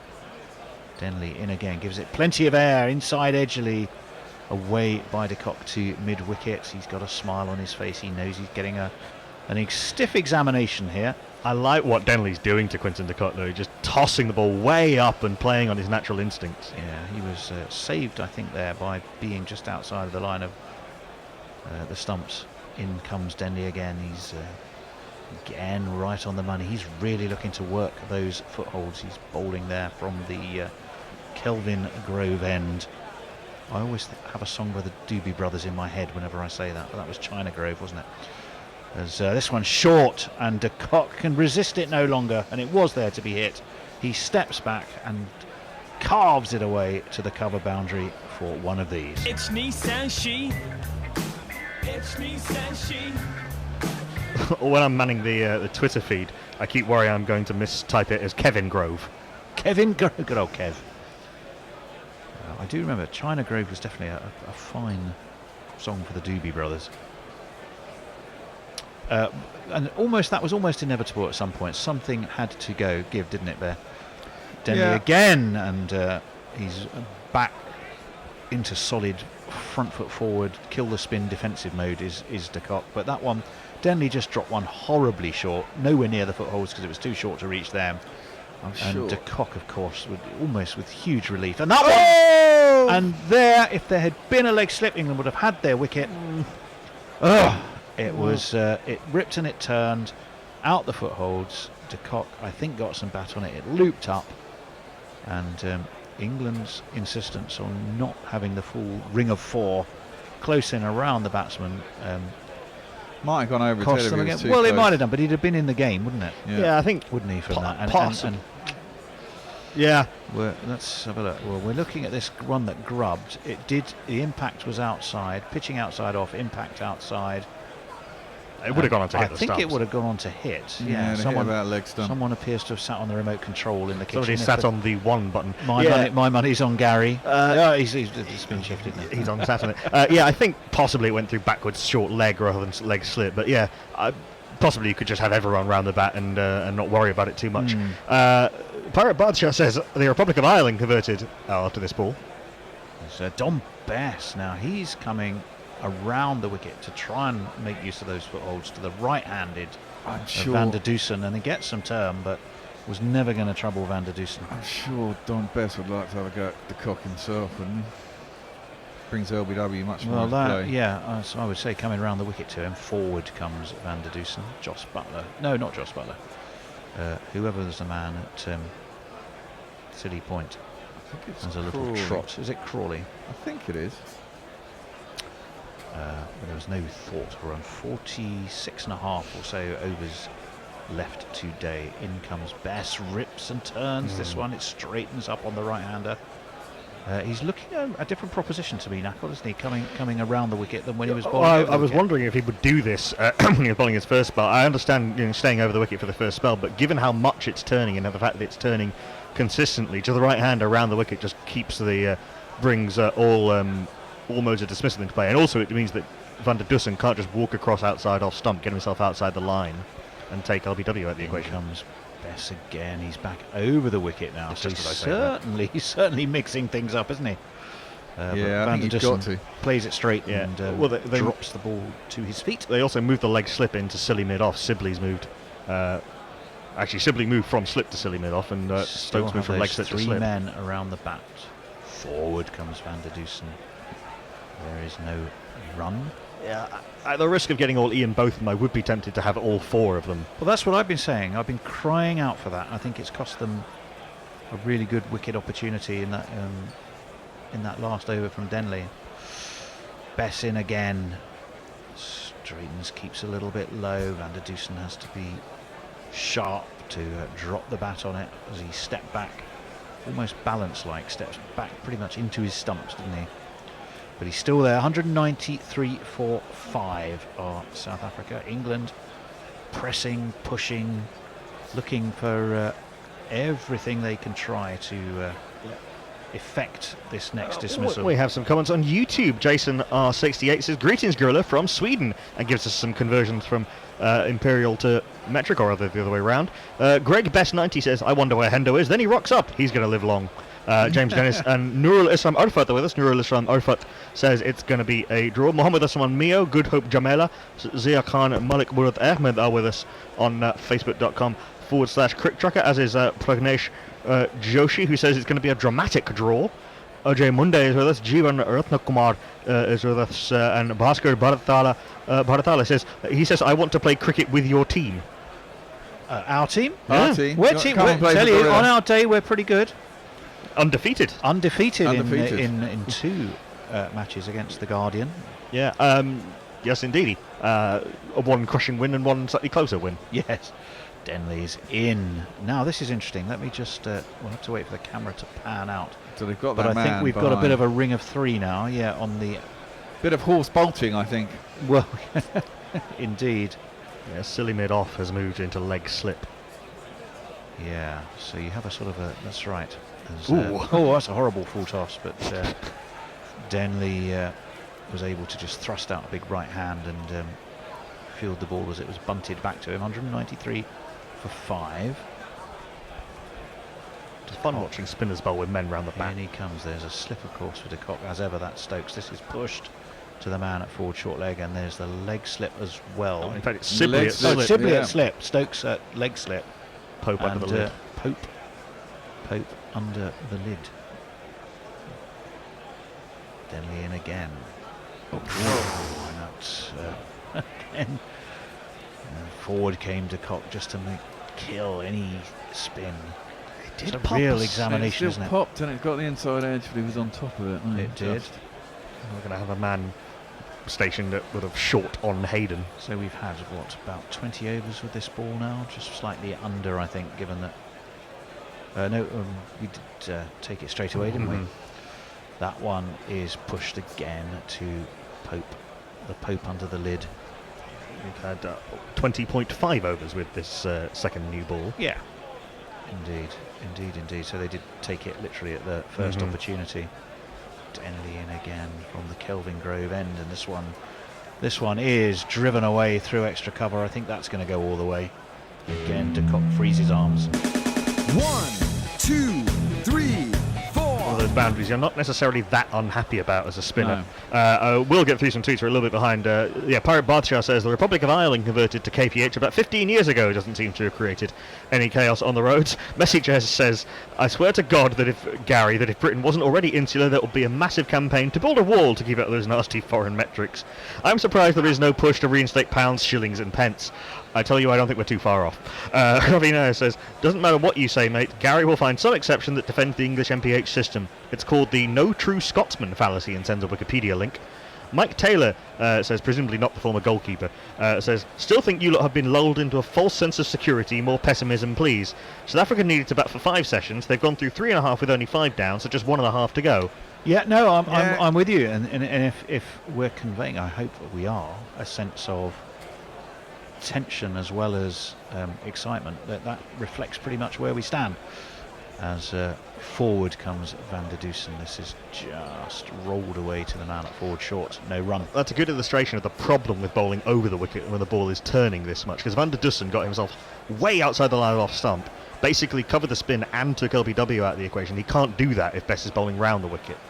Bess again, he burst this wide, and oh my word, it lofted, it was aerial, kept the man at point very interested indeed. I think it is that Joe Denley. Joe Denley, and it was, and for all the world there for a moment it looked like it was going straight into his hands, but probably when we look at a replay I suspect might have been 3 or 4 yards away from him. We'll have a look at Dom Sibley had to turn in a great big hurry to get out of the way, and we never actually saw how close it went. I think it went between the man at point and the man at cover. Bess could be in again over the wicket. Van der Dusen forward, no run. So yes, I think this is glorious Test Day 5 cricket. It is. It's England getting very fighting to take this wicket, looking to vary their attack. One part-time leggy. This one's just defended by Van der Dusen. There's no run. 199 for 5. Bess, Bess could be a hero today. Do England have a bowler who can step up and be that hero? Is it going to be Dom Bess? And there's a shout from Butler and from Bess, but to me it looks a bit too high. Actually, interestingly, Van der Dusen went down on one knee, but the ball then bounced rather more. And if anything, what do we think? Perhaps he's got his whole body outside the line. He's got his whole body out. Okay, so yeah, he's easy enough to do that. But it did hit him sort of in the stomach as he went down on one knee. Yeah, it was going over the top as well. So chest, if anything. In comes Bess again. Flicked away around the corner by Van der Dusen, but no run. Yeah, well fielded by Ollie Pope at short leg. That's the issue though, because if he wants to bowl a ball that's not going to allow Van der Dusen to get outside off stump, it's going to go down leg, and he knows exactly where it's going to go. I'd basically just stick around the wicket for the next 3 overs and see what happens. Keep working those footholds. He wants to have a go at Quinton de Kock as well, doesn't he? It haven't changed ends. It's been because in a way that's a compliment to the bowling. Yeah, well it is. I mean, I haven't taken any chances. It's been boundaries or nothing really, hasn't it? Yeah. No interesting quick singles. Well, boundaries from Quinton de Kock and nothing from Rossi van der Dusen. Nick Martin says, Gary, I take it you've never driven in Paris then. I've been to plenty of places with heavy traffic that copes in KPH, and as Bear and I were saying, try India or Mexico City or Nairobi or any other number of places. Paris, you rarely get the opportunity to go at any kind of speed that would mean you need to know what the speed limit was. Exactly. Paris is the only place I've been where the motorists are actively trying to kill Denley you. in again. Oh, and that one, he seemed to drag that down, but it's still got a massive rip and movement in to the left-hander. Did they actually take a single there for a leg by? I think he hit did they stay where they were? I thought it was a leg. Well, we'll see. Well, they stayed where they were. Either anyway. way, they stayed where they were, which kind of reinforces that point. They're just not interested, are they? Yeah, well, it seems to me that Van der Dusen doesn't want to face the leg spin out of the rough. No, he doesn't. As de Kock is making a pretty decent fist of it. They've decided they can handle it at what ends they're at. Just a couple of times he's been able to step back, free his arms and carve the ball to the boundary. And palpable sense of relief, I think, that he's had the opportunity to do that. It's been a bit of a coiled spring as de Kock. That one short and horrible, and that, well stopped Stuart Broad, actually.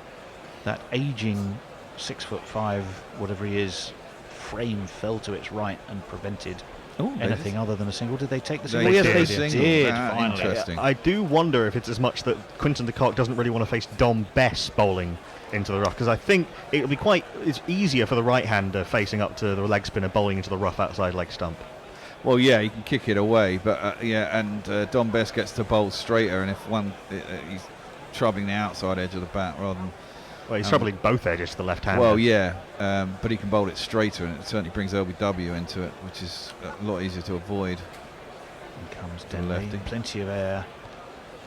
Van der Dusen shoulders, arms, thrusts a big pad forward. No, I would go over the wicket if I was Denley. I know there's lots Agreed. of rough out there, but if it's going to turn off the deck as well, you get to bowl straight, don't you? At least You he's get a gonna top spinner, you get an LBW. At least he's Right arm. You're a wrist I'm a spinner. left arm. Oh, you're I'm left a left arm. arm, Left arm off spin or Orthodox. left arm orthodox? Yeah. so I turn it away from the right-hander. Yeah. Oh, he has gone over the wicket. And here he goes. That's you and Hendo have both immediately affected fielding or bowling changes to order. Impressive stuff. In comes Denley. Oh, well, that one pitched in line. I think turned too much. Although it had both Butler and Denley hugely interested. Unfortunately, not umpire Paul Rifle. And then Ollie Pope appealed, despite the fact it came right off the pad into his hands. So England resolutely holding on to that one review. In comes Denley. Forward comes Van der Dusen. No run. So this is where he needs a googly or a top spinner. And Gary says he has one, but I've never seen one. I've never seen it. It's as much he needs one that he tries to turn and doesn't turn. Yes. Which is very useful. Mike Nihal Wood says Fielder needs to intervene with Gary Naylor. Gary's getting a shoeing on Twitter. I'm learning to drive here in Amsterdam, and if there's a worse place to drive anywhere in the world, I'll be amazed. Skipping past some of that. Diana Patterson says, FYI about paper sizes in Canada, we did convert to A4, but because Americans buy most of our paper, we converted back to something called metric P4, which is American letter size. Is that quarto and stuff like that? American paper sizes are always a pain when you have to print something. Yes, A4 is different. A4 is different in America to here. I think it's smaller. Old Fart at Play says Denley is more of an agency bowler. Used when needed and does the job he is asked. It's very good. Locum bowler. Message says, yeah, we tweeted about I think you picked this up, Tony, that the Supersport graphic had a Hadidar. Oh, the Hadidar, yeah, no, I that made me laugh, and no one else seemed to pay any attention. I saw it in the green room and tweeted out a photo of it, and Message has picked up on it too. Don Bess is going to continue. He's coming around the wicket. That's a fairly horrible ball, actually. A bit of a waste. Let it go to the boundary. Kick it. And you can't do that, can you? Bit of a freebie for him, because it was on his leg stump, and he just worked it away through mid-wicket. Joe Root went off in pursuit, and they will take two. So de Kock retains the strike. 202 for 5 the score. Well, at least he's still on strike, but yeah, I do think Root was trying to sort of escort it to the boundary rather than chase it. Yeah, no, it's I suspect he wasn't best pleased with the delivery. That's much better from Best, because that was on middle and off, squirted away to backward point where Stuart Broad is stationed. Than that, though, doesn't it? Yeah. It needs to drag him forward and either go on with the arm and beat the inside edge for LBW. That little bit of dip that he needs. Yeah. Of Gary's miles per hour. That's it. Oh, That's and the that one. takes the edge, and it dropped just short of a diving. Is that Sibley? Yeah, no, it's Ben Stokes. Looking as ever like Vincent van Gogh in an England cap. I think he's calling for a helmet to go ridiculously close at slip. I'm not sure that's the wise thing. There's one of those kicks up. See, I mean, he has a point in as much as No, that he's did calling drop for a short. second slip. And he has. Who's he got next to him? Sibley. I'd still put in a silly mid-off. So we have 2 slips in place with Dom Best bowling around the wicket to a left-hander. We still have that forward short leg, and just as if to take stock for a moment, de Kock steps back and stops Best in his run-up, but he's going to be in now, past umpire Damascena. Forward comes de Kock, has pushed away to cover, no run. Would you be tempted to leave cover open? What, just to invite the drive and then Bring someone in that's silly mid-off? with the chance of the edge? Or Yeah, silly I mean, point, I guess. Yeah, but you don't want him to get off strike as well. That's the other thing. You want to keep plugging away at him. Bess is in again. That is why she played, and they do take a single here. There is a long off. Mid-off should have been up. It's Shouldn't Jimmy. have given a It's single. Jimmy Anderson, the forgotten Jimmy Anderson, who disappeared just before lunch, came back on, and we thought, well, surely he'll get a chance. Well, the new ball is still fairly old. I mean, but he was only off for one over. no Well, he just seemed to disappear. I think it's the fact that he then didn't get a bowl, and the fact which seemed kind of strange. I think I understand why he was set there. But in comes Bessie's back to over the wicket to the right-hander, straight off the pad into the hands of Ben Stokes, who throws the ball up, but that was nothing more than wishful thinking or kidology, because the bat was nowhere near it. And we have a substitute fielder on, but for whom? Anderson's going off again. Anderson's going off again. One senses that he's not in a hurry, but one senses there has to be a reason for this. Loo break. Loo break. I think you'd have thought he'd have been in discussion with Silver. Well, he might have been in more of a hurry if it was, shall we say, an urgent situation. As a true, he had time to sort of point to himself and saying, "Skip, I'm going off." I think he was set halfway back to the boundary for the one that Quinton de Kock tries to come down the ground to and skews off the outside part of the bat for a catch. Yeah. So we have Johnny Bairstow anyway. Yeah. I've got loads of tweets to catch up on. Tom M says, out of interest, what's the logic of impact outside the line of off stumps not being out? Either the technology could track the ball onto the stumps or not. Why should it matter whether it's an inch to the left or right of the stumps? I mean, that's a long-standing pre-DRS regulation. You can pitch the ball outside of. You can't be hit. You can't be hit outside the line of off stump if you're playing a shot. If you are outside your line yourself, then you can't be out. As this one is tossed up by Denley, as he's coming around the wicket to the left-hander. And there is the leg slip, there is the conventional slip, both standing pretty short. There is the forward short leg. Why, oh why, do you not also have a short cover, but which is immediately where the ball would have gone. Stuart Broad, though, is there at more conventional cover in his usual floppy sun hat. So there's no run. So didn't seem to be any particular duress when he wandered off, or any particular pain. Well, no. Odd, one wonders. Oh, and Denley, goodness me, he worked the footmarks there. It turned an absolute mile. Or 0.6, or 1.6 kilometres, if you prefer that. But it moved a kilometre. It also bounced, and it took well played. And it bounced down could have gone away from the stumps. But as the Bear quite rightly says, it could have gone anywhere. If it come off the top of the glove, it just spooned Denley's in again. Gives us a bit of air, and this one rather inside edgily away by de Kock to mid-wicket. I'd be tempted. I know this is fun to watch, but I'd be tempted to quick burst. I'd get Jimmy back on and give him a quick burst. Jimmy, I think, at this very moment is having a sit down and a bit of a think about what to do next, as this one, de Kock has time to step back and guide this away to Johnny Bairstow, who is there at cover. Now, Johnny Bairstow, whose autobiography was written by Duncan Hamilton, who, I'm delighted to say, we will be having as a guest soon on our Gorilla Shear podcast. Lovely. So very much looking forward to that. Very prolific author. Wrote a critically acclaimed biography of Harold Larwood a few years ago, which Stuart Broad was once pictured reading on the balcony. Yes. Anyway, Denley's going to be in again. And Bear, that was interesting. You got more excited by that than I did, Bear. Oh, I thought he had beaten the inside edge. No, he pleaded, I think, deliberately enough away to the leg side. So it concludes another searching examination of both batsmen by Denley, but crucially for South Africa, no wickets. So 2:04 for 5 they are. We are now, let me see, what time did we start? We're 3/4 of the way through. Yeah, we got session of the 35 minutes roughly till tea. They still have those 5 wickets in hand. We need to get one of these two out. England will be desperate to make that breakthrough before tea. They've got 35 minutes to do it. Ankush Goyal says, how would this game be different strategically if it was a 4-day test? England would have batted quicker on day 3, declared early on day 4, give 82 overs to South Africa to chase 300 to 310, just enough for South Africa to try and lose the game. Harry the Hadida pipes up with our little Harry screenshot of the Hadida interesting bowling on the Supersport graphic. And Armchair Cricket Podcast has a bit of fun talking about Bess and Denley bowling in tandem, but no longer. Well, we know we have Joe Root replacing Don Bess.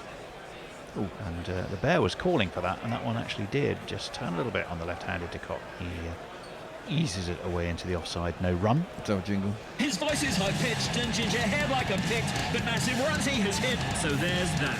Root's in again. That one is too much on leg stumps, pushed away into the onside, and they can take an easy single. So they haven't been taking those. And clearly, Van der Dusen, who didn't much fancy facing Bess, you were saying, Knuckle, is going to be happy enough to face Joe Root. I'm not sure he has much choice in the matter. 205 for 5. Really runs at the moment, not so much part of the equation. It's really all about time for South Africa and wickets for England. In comes Root, and that one goes, as we were saying earlier, gun barrel straight. Bit of bounce.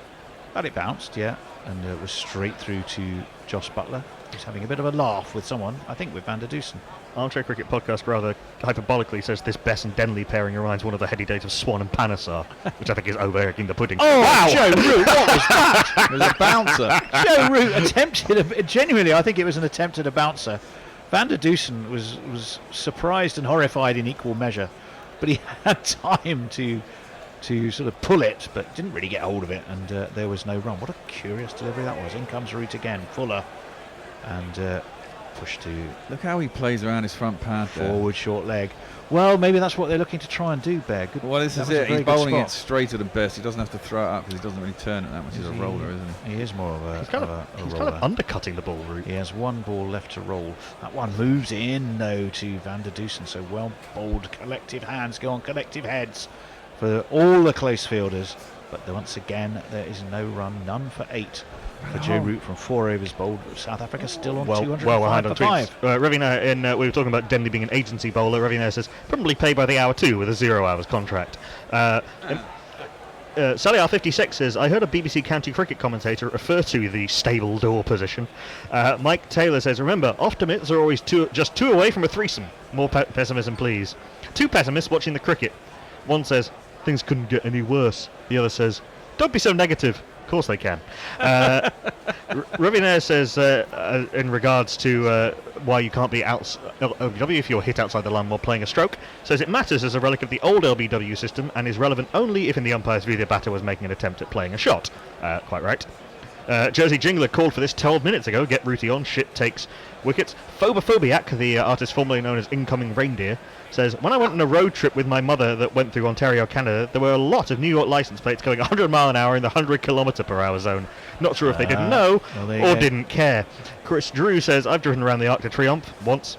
I swore never again. I used to go to work around it every morning. A bicycle clips job, Jasper Carrot reference. Yeah, absolutely. Messy Jez says, totally with Knuckle on the perils of being a non-Parisian pedestrian in Paris. I swear to God they have a scoring system to win massive prizes for the most pedestrians, preferably foreign. Joe felled. Denley, full, airy, quite a lot of air in that delivery, but it's away to Stuart Broad at cover, no run.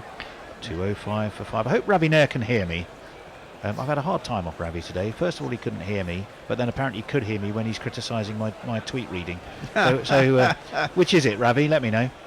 As round the wicket comes Denley, and onto the back foot goes de Kock. Once again, Stuart Broad is called into action at cover. I think this twin spin thing, or now trio spin thing, has gone on a little bit too long. Yeah, I'd be tempted to Well, a quick now and again. clearly, I mean, having Jimmy off is not great. That one's short, and de Kock could resist no longer. Pulls it away down to the deep mid-wicket boundary, where I think that was is that Ollie Pope? Sammy Curran. Was it Sam Curran? Pope's under the lid at short leg. Oh, right, okay. So they're quite similar somehow in stature. Clearly not in hair colour, but if one's wearing a helmet and the other a cap, that's not so easy to see from a distance. Curran's too valuable to risk under the lid. Whoa. Denley in, plenty of air. Forward comes de Kock. Squirts off the outside edge. There's wide of slip. And that slip will be it's Sibley. Dom Sibley. Stokes is And warming up at leg interestingly slip. enough, yes, Ben Stokes, who is at leg slip, is also whirling his arms in a I'd give him a go. warmy-uppy kind of way. Do we think that Jimmy can't bowl? Do you think he's done a little... I can't see anything on Crick Info, but... I've got a feeling that something's not right with Jimmy. He's been on and off a couple of times. Denley, again, we have the leg slip, we have the conventional slip, and we have the forward short leg, but neither of them will be troubled by that ball, which is dealt with very competently by Quentin de Kock.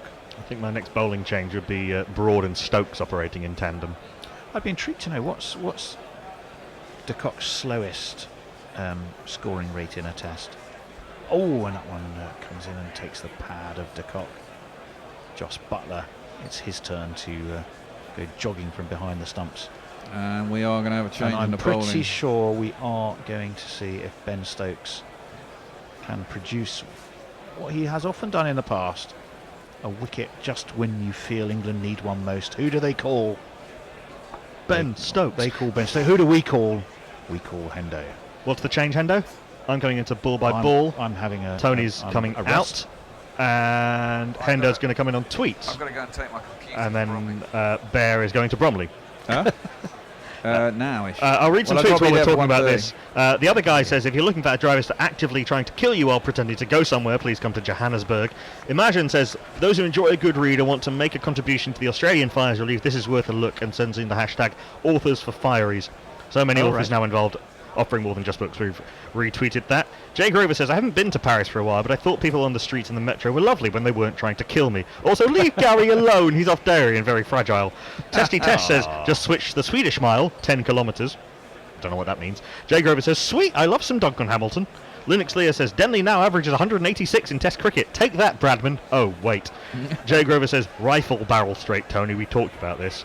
Messi Jez says, come on, Tony, you know you love it. If Ravi was easy to please, one of life's great challenges would be removed. Ben Stokes is in, replacing Joe Root, of course, and Van der Dusen is tidily in behind that. Let's give him a jingle. Ben? I think we should.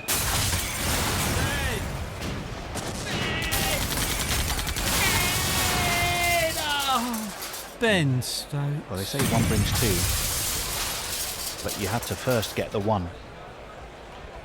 And I'm not taking a break after this. I shall be moving to tweeting duties. In comes Stokes. Gary has been exhausted by the constant barrage of criticism of his somewhat old-fashioned defence of the English imperial measurement system.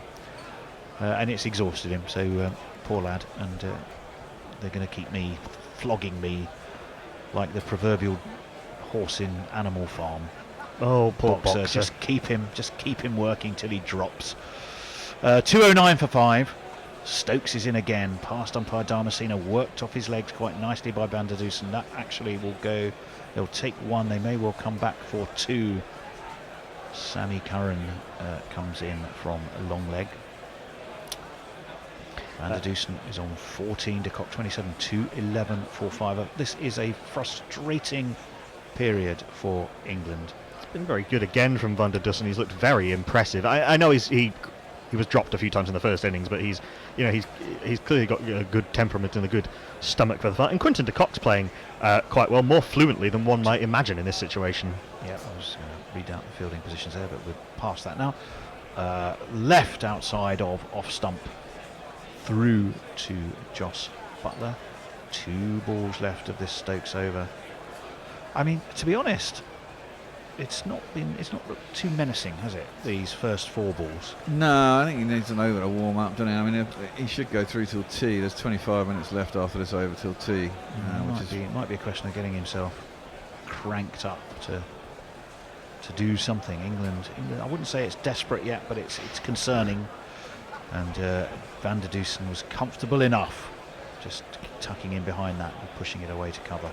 Still a long time to go in this day. There's still 38 overs left after today. Stokes can produce a sort of unplayable delivery from nowhere, as Sam Curran did actually. Well, too. yeah, and indeed he may need to.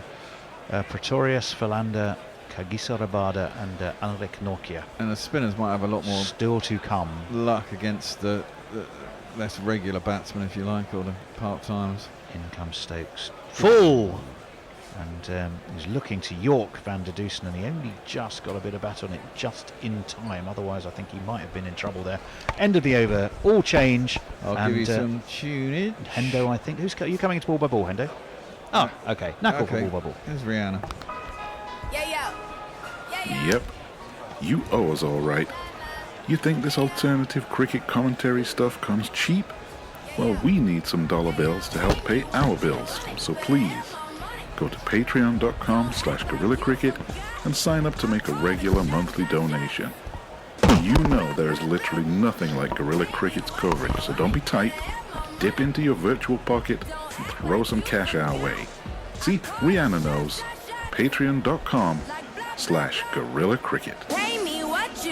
When they say drop the mic, that's not what we mean. Jimmy Anderson is back on the field, so it was just I don't know what it was, but it was not obviously not an injury. But he's been off for a couple of overs. It looks like Joe Root switched ends to the Kelvin Grove end. So it's worth trying everything when you're desperate for a wicket or in need of a wicket. Slip and a gully and a short leg and a short catching cover, backward point, extra cover mid on, who's quite close to the bat. That one rips out of the footmarks, and de Kock is reaching for that with his hands. Root immediately makes something happen, taken by Butler. A little bit of turn and bounce. De Kock genuinely beaten by the England captain. I don't know whether he really needed to be playing at that. Probably It's did. actually When you look turned so when, much when it's that- pitched, it's coming straight towards him. True. And that one's angled in, sort of undercut by Root and squirts off the inside part of the bat. They'll take a single. De Kock, I think, grateful to get up the other end. Let's get a jingle for the change of bowling. Yeah, I think he's a little bit annoyed about that route, letting de Kock get away. Like a pick, but massive runs he has hit, so there's that. Introduce yourself. Joe Root. Introduce yourself. Joe Root. Introduce yourself. Joe Root, actually. Slip and a leg slip and a short leg for Rusty van der Dussen and a short mid wicket. So it's essentially the same fielders standing in the same places, but only the batsman has moved. Round the wicket here is Joe Root trying to bowl into those footmarks. Nicely taken by Jos Buttler, but that was essentially wicket-keeping practice for Buttler because van der Dussen wasn't at all bothered. Let it go outside leg stump. There is no run. Sibley at slips, Stokes at leg slip, Pope under the lid at short leg. Better line, ish, from Root. It would have at least hit the stumps, but it pitched outside leg stump, and van der Dussen can pad this away. There is no run. Ravi, the heavy roller, ready. Says, Wide World of Sports theme performed by the Riches, best crowd performance ever, and sends an example of it on YouTube. Root in. That one's pitched on the stumps. A little hint of turn, but very slow turn, and van der Dussen can hang on the back foot and block down on the bounce to Ollie Pope, but short leg. There is no run. In comes Root, fires this one in a little bit flatter. That undercutter delivery that he bowls Jadeja-like with none of the venom. Root van der Dussen defends off the back foot, back to the bowler. There is no run. He's on 14, de Kock on 28. South Africa 212 for 5. Am I missing something here? Because Chris the Choir says, Sibley took over 6 hours to reach 100 runs in the match. In the same amount of time, van der Dussen has amassed 80. Snail racing? Oh, in the match, yeah. In the match, yes. Because yeah, he made 50 in the first innings. That's right, that's right. Yeah, I'm with it now. So I haven't. Different circumstances. Got it. Yep. Well, I mean, he's doing a good job for his team. I mean, there's no way they're going to chase this score down. And he's just trying to last out. And that's, we've seen it so often with England, and we think, come on, you don't lose a wicket in the first session, but then they tend to give it away after that. But actually, they seem to have redoubled their efforts, really. South Africa. Over rate is good, 16 overs an hour. One would expect that with Root and Bess and Denley bowling plenty of overs. So I think England will be caught out by not having enough overs left at the end of the day. Still 37 overs left in today's play and 5 wickets still to take. Stokes continues from the Weinberg end, round the wicket to Quinton de Kock, back of a length, and I think slightly beaten for pace by on that one, and it thuds into the inside edge and then into both pads, drops down in front of him. There is no run. Ravi says he can hear me fine from tweet and/or jingles chairs, but on ball by ball, can only hear me if I'm excited. It's just the way it is. We don't want that. Getting me excited. Yeah, no, we don't need that. One should not get your bishop excited. Indeed not. Yeah. Indeed not. There's plenty of Let's not bashing jokes to be had there, but we won't. In comes Stokes, wide of the crease, a short ball which doesn't really do much, and de Kock is able to stand up tall and punch it down into the gully. There is no run. Yeah, well, now this ball will be beginning to lose a little bit of its hardness. I was in favour of getting Stokes on earlier. I mean, I know they had a little look at the spinners, and Denley did get some turn and bounce out of the rough. Yeah, but I think I'd have given Stokes a chance with the harder ball. I think it went on slightly too long, It did maybe go on 2 or too 3 long. overs too Yeah, long. I agree. It was worth trying, obviously. Stokes in, short ball. That one climbs, but well wide of off stump, and Jos Buttler was more discomforted by it than de Kock was. Takes well though above his head. There is no run. Interesting stat, Tony. You were asking about de Kock's strike rate earlier. Only once has he batted this many balls with a strike rate below 50. Yeah, I would have expected that to be the case. I wonder if it was in similar circumstances. It was in India in earlier this year, in fact, in Visakhapatnam, or last year, in fact, 2020, of course, October 2019, where he faced 100 and... Oh, no, sorry, what am I talking about? I'll have to give you that stat again when I've got it right. Back of a length and forced off the back foot by Quinton de Kock. Third man is not in position, and Sam Curran has to come around from deep point to field. They come through 4-2, so his strike rate in this innings at present is 40.57. He's faced 70 balls. The only time he's gone slower than that was against Sri Lanka in Colombo in July 2014, having faced this many deliveries when he scored 37 of 92 balls. In comes Ben Stokes round the wicket, short and flayed by Quinton de Kock. There is a deep point in place to try and, I guess, frustrate de Kock and not allow him to pick up boundaries. They come through with a single. Van der Dussen back on strike. One ball left in the over. Spinner Grace is with us, but I'm trying to make sense of the conversation, which appears to involve kettles and virgins and Messi Jez, but I can't quite put the sequence together to understand the logic of it. Maybe there isn't a logic. I suspect Messi Jez is talking about kettles that he sent to us in the past. Well, he is, and something that's acquired stalagmites, apparently. Where the virgins come in, I'm not quite so sure. I don't know. There's a really boring autobiography. Kettles I have sent. Well, I would say kettles and virgins. That might be a bit more interesting. Yep. Kettles I have known. You might almost call it a pot boiler. Hey! 2 slips in the gully for Stokes. Last ball of the over to the right-handed Rassie van der Dussen. Full outside off stump. Van der Dussen defends handily outside the off stump. Probably didn't need to play at it, but defended it solidly enough into the covers. There is no run. Stokes hasn't quite managed to make what he wanted to make happen as yet in this spell. South Africa 215 for 5, 36 overs left. Yeah, and only 1.9 runs per over in this session. It's been quite slow. But then South Africa won't be worried about that. All they're trying to do is see the day through. How many overs does Jimmy bowled since the new ball became available? Did he start just before lunch? 2, I think, and maybe 3. Well, yeah, and then he disappeared, and this is what we've been saying, Hendo, while you were in the green room, I think, is where is he?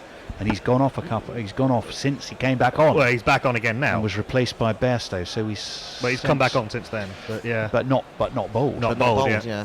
So I mean, if you got a dicky tummy. Root continues, tosses this up a little bit too full, and de Kock sort of shovel drives this out into the covers. Dom Bess fields at cover. Did they come through for the single? They did, yes. Yeah, that's annoying. I think he wants to keep de Kock down there so that he can try and turn a couple of balls away from him. He's just over pitching, and it's easier for the single to be taken. For Van der Dussen, we've got the slip, we've got the leg slip, we've got the short leg, the short mid-wicket, backwards square leg, mid-wicket, mid-onset, partway back to the boundary, mid-offset, not quite as deep. Point or sort of cover is reasonably deep as well. Root in, that's a better ball from Joe Root. On off stump, forcing Van der Dussen to defend on the front foot, making him stretch for it. Blocked back to the bowler. There is no run. 6-3 field. So he saying to him, if I put it outside off stump, there's a chance for you to drive. Maybe if it turns, we'll get between bat and pad. Inviting him to go inside out, maybe. Well, I think he'll try and aim for extra cover if he goes for the drive, and that's where he's hoping to get the spin. I think Root's going to bowl pretty straight though, kind of on middle stump, not much. Oh, he's gone over the wicket now, so ignore all that. He was outside off stump, and that's a bit of a waste of delivery really with the offside field spread. It pushes for a single, unless that was trying to get Quinton de Kock on strike. I'm not really sure what the point of that was. Yeah, might well have been. And he's done that. Chris Drew says we all know only Farzana makes Rabi happy. This is the cat. Yes, indeed. Although she ripped him to pieces the other day, by the looks of things, when he showed his arm, which there wasn't much left of it, has to be said. Yeah. Well, that's the peril of having pets, I suppose. Root in, a real moon ball as he floats this up, and it does drift a little bit into Quinton de Kock, but again too full, and he blocks this out on the bounce to Anderson. I think he's at backward point. Phobophobiac says, "Ray, the Swedish mile tweet." And with Root bowling, you may have to wait a while for that one. Penultimate ball of the over, better length from Joe Root. That one does draw de Kock forward and mean that he doesn't have to just block out a half volley. A little hint of turn off the outside part of the bat. It goes to point. There is no run. In comes Root, last ball of the over. Maybe the last ball of this spell. Get the seamers operating in tandem. Root is in a little bit of drift, but de Kock blocks it solidly enough to Denley at short cover. There is no run. South Africa 2:17 for 5. Another over ticks away. 34 overs left now for South Africa to survive. 5 wickets in hand. Yeah, he was just hopping about a little bit there, Root, after that delivery, realising that he's bowled too full there to de Kock, and I think annoyed with himself that he didn't make more of that opportunity. But yeah, it's getting away from England a little bit. I mean, 34 overs, 5 wickets to take. You've got to be taking them. I mean, sometimes they come in a rush, and sometimes when you get through the main part of the batting, but I don't feel you're going to get that from South Africa. I think they're going to go right down to the wire. You've got someone like Nortje batting at 11, who we've seen has plenty of stomach for the fight, as he showed at Centurion. Yeah, he certainly did, and he had about 16 balls in the first innings here at Cape Town. Yeah, he's not going to throw his wicket away. Put it that way. You'll probably have to get him out with a good ball, but England have the bowlers to do that. Stokes is one of those. He's into Van der Dussen over the wicket. Comes off. I'm not sure if that came off bat as well, but as well as thigh pad. It certainly came off thigh pad. It beat Van der Dussen on the inside edge. The short leg, who's been in position most of the day, is not in position, and it loops up through where he would have been. There is no run. Judging by the reaction, I don't think that hit bat. I don't think it did. No, but as soon as you see it pop up there, you think, oh, short leg. But I think it was just thigh pad. 2 slips on the gully. A man kind of on the drive at cover. Backward point, mid off, mid on, square leg, and probably a man back at long leg. Stokes in. Short ball. That one rises out of nowhere. Where did that come from? Stokes almost fell over in surprise. Van der Dussen hops to try and deal with it, and plays it well enough, actually. Blocks it down in front of him, but that leapt off a length. Yeah, I wonder whether Stokes intended that, or whether it was just the fact that he did almost lose his footing as he delivered, because he's looking back at that foothole, not entirely happy with things. Let's have a look at this from behind the wicketkeeper. It wasn't that short. Oh, it wasn't actually that short. It has risen a long way. So that crack, maybe. I think Stokes wasn't even aware of what happened at the other end, because he was still sort of looking at the pitch because of the fact that he was off balance. And Van der Dussen's pretty much middled that down to the ground. Very well played. That's a short ball which Van der Dussen does take on. Slightly late on the stroke because he didn't time it particularly well, but he keeps it down to Sam Curran at long leg. I think there's enough there from Stokes to keep bowling short at Van der Dussen every now and again. I mean, if he is going to pitch fairly short as a tactic for a little while, then I think he does want to get someone in catching. Either at leg gully or at short leg. I was just thinking leg gully maybe for the one that comes more off the face of the bat. Possible. I think he does need someone there, though. But he's going to be bowling to Kopp. He is. 2 slips in the gully. Deep point. Cover mid off, mid on. Kind of squarish mid wicket forwards. Square leg and a long leg as Stokes is in full outside off stump. Lovely drive by Quinton de Kock. Just leans into this. Takes on Jimmy Anderson's arm at mid off to come round to his left, and they come through for the single fairly easily. Quinton de Kock moves to 33. Rusty van der Dussen with that a couple of balls ago brought up his Cowan ton. 16 off 100 balls for Rusty van der Dussen. Solid work from him, and even more so from Peter Malan. What a knock that was. Phobophobiac. Yes, right, we've got back to this. Now, Ray the Swedish Mile tweet. Apparently, Sweden and Norway use a measurement called a Scandinavian mile, which is nowadays standardised to 10 kilometres. They are certainly very long countries, so I can understand the need for a longer unit of measure. Full outside off stump, trying to tempt Van der Dussen into doing something stupid. He was not tempted into doing something stupid. It goes to the keeper. There is no run. Well, 150 balls, in fact, now for this partnership, which is worth 48. So, as you say, they're only going at about 33 runs per 100 balls. Very deliberate tactic from South Africa, who do a go slow better than most. Yeah, and they don't look perturbed by it. We always feel with England that they get themselves in a bit of a tizzy when they're doing it, and eventually they'll give it away. Yeah, you feel that with a lot of teams, don't you? There's a need to rotate the strike, and I understand that, and to score runs.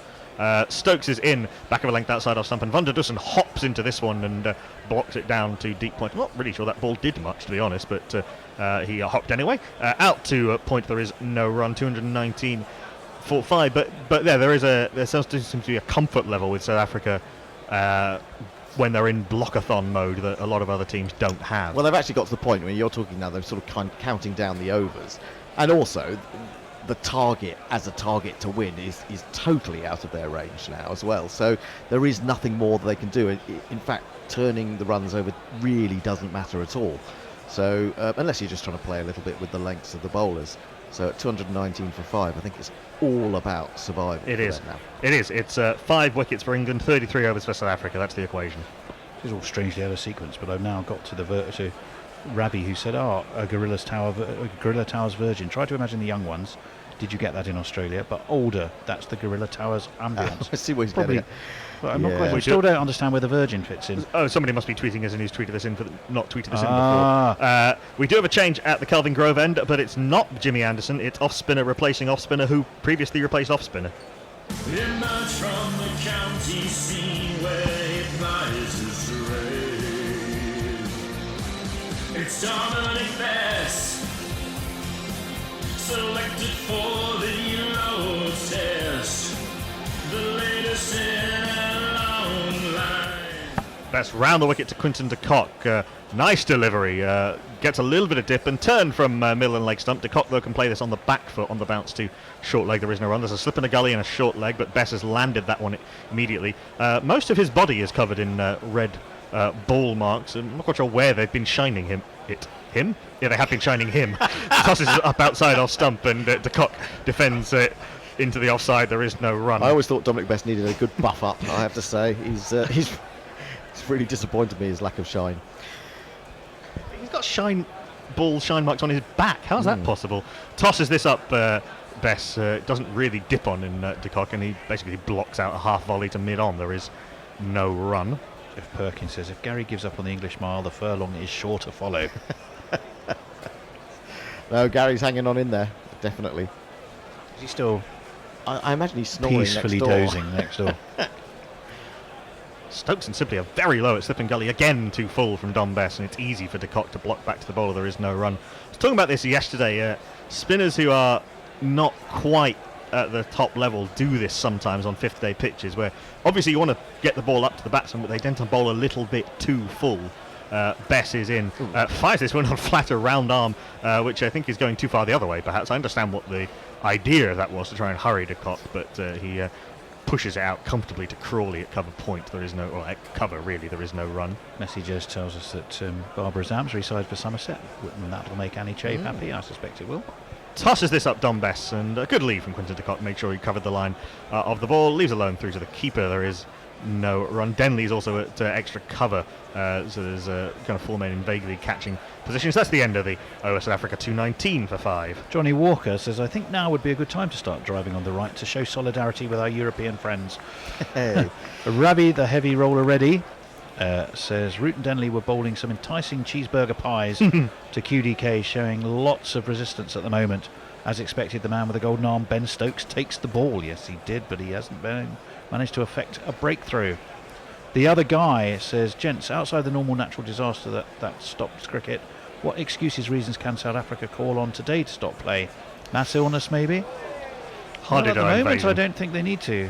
Yeah, I don't think they need to. They've been solid enough, to be fair. Ravi Nair shows the picture he put on Instagram. Where doing what? Oh, what the cat has done to him. Oh yeah, looks quite unpleasant. Yeah, pretty nasty. Yeah. Oh, and they took it down, claiming it showed or promoted self-harm. Apparently, wow. That was right. Idiots. Eventually, they restored it. Ben Stokes is going to continue. There isn't a leg slip or a short leg, but there are two men back on the hook.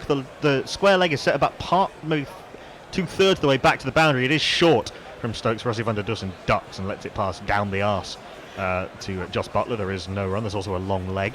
Now, this is when I feel like there should be someone short as well, because if you bowl short and he doesn't want to pull, unless he can get underneath it, he has to play it. And I think this is where a short leg comes into consideration. I'm not really sure what is being gained by the mid-on if you're going to bowl this short. Yeah, and it opens up an area for him as well to score, which doesn't matter. Stokes is in. That is Fuller, and nicely played by Van der Dussen. Mid-on is in action. Jimmy Anderson played it softly enough, Van der Dussen, that they could get the single. Gets himself off strike. Recognised the change-up delivery from Stokes when it came. Strange thing about Facebook and banning stuff. There was just before Christmas. Oh, that must have been just during the election campaign. During the election campaign, I saw a picture of a baby, and it was eating an ice cream, and this dog comes along and snatches it from its from its grasp, as it were. And I put it up and said, this is what it'll be like when the Tories get in. And one of my friends shared it and got banned from Facebook because, unbeknown to us, we hadn't even noticed that the baby was naked. Oh, Lord. I know. Who cares whether a baby is naked? Exactly. 2 steps in the gully, deep point cover, mid off, mid on, mid wicket, and long leg to Quinton de Kock as Stokes comes in from the Weinberg end, right arm over the wicket to the left hander. A real waste of a delivery, short and puddingy outside off stump. It limps apologetically through to Joss Butler. There is no run, and then Ben Stokes kicks the turf in disgust. Jay Grover says, I'm getting quite defensive of the big man being Gary, I think, not Colin de Grandon. His point wasn't unreasonable, especially how dumb shit our nation gets about someone who sneezes at a flag. Messi Jazz says, loving the fact that despite seeing just 86 runs in 53 overstay, this has been gripping Test cricket. It's been superb. It has. It's very hard for Test cricket to be bad, unless the pitch is flat like it was in New Zealand. Stokes is in, fuller delivery, a little hint of swing there, I think, from Ben Stokes. De Kock played it late enough, and to cover it goes. There is no run. That one did seem to move a little in the air. It's a bit early for reverse, I think, with this second new ball. Yeah, Wither Jimmy. Where are you, Jimmy? Mid off. Well, why are you not bowling? Indeed. If you're fit enough to be on the pitch. Well, is it one of those things where we're going to hear the press conference tonight and Jimmy's got to go home because he's hurt a calf or something?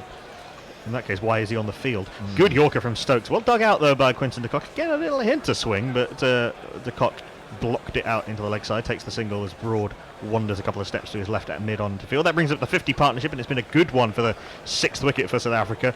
It's eaten up 162 balls, which I think is possibly more relevant. But Rassie van der Dussen and Quinton de Kock, in their slightly different ways, have done well and frustrated England and made them work for everything. They have indeed. Gosh, this conversation just keeps appearing in like weird disjointed sequences. Yes, says Spinner Grace, they're bloody weirdos. It's not mean, just a description. Also, the young ones is decidedly before my time. If you want to feel old, I get. Are we supposed to be the weirdos in this discussion? People who use kettles? I don't know. Stokes is in outside off stump. A little bit of bounce from a length. And van der Dussen defends off the sort of splice, really, of the bat down into the onside. There is no run. End of the over. South Africa 221, still for 5. Well, Jimmy Anderson has now picked up the ball. Well, I was going to say, all I can imagine is if he's not going to bowl, that maybe they're just keeping him on as a threat, so that South Africa don't think he might do any moment. That he might do at some point. I can't think of any other reason. But the illusion of Jimmy Anderson. Well, the illusion of Jimmy Anderson, yeah. The fear of Jimmy Anderson, perhaps. But maybe we're going to see a little bit of him now. I wouldn't have thought so, because Dominic Bess has only just bowled one over, unless he was...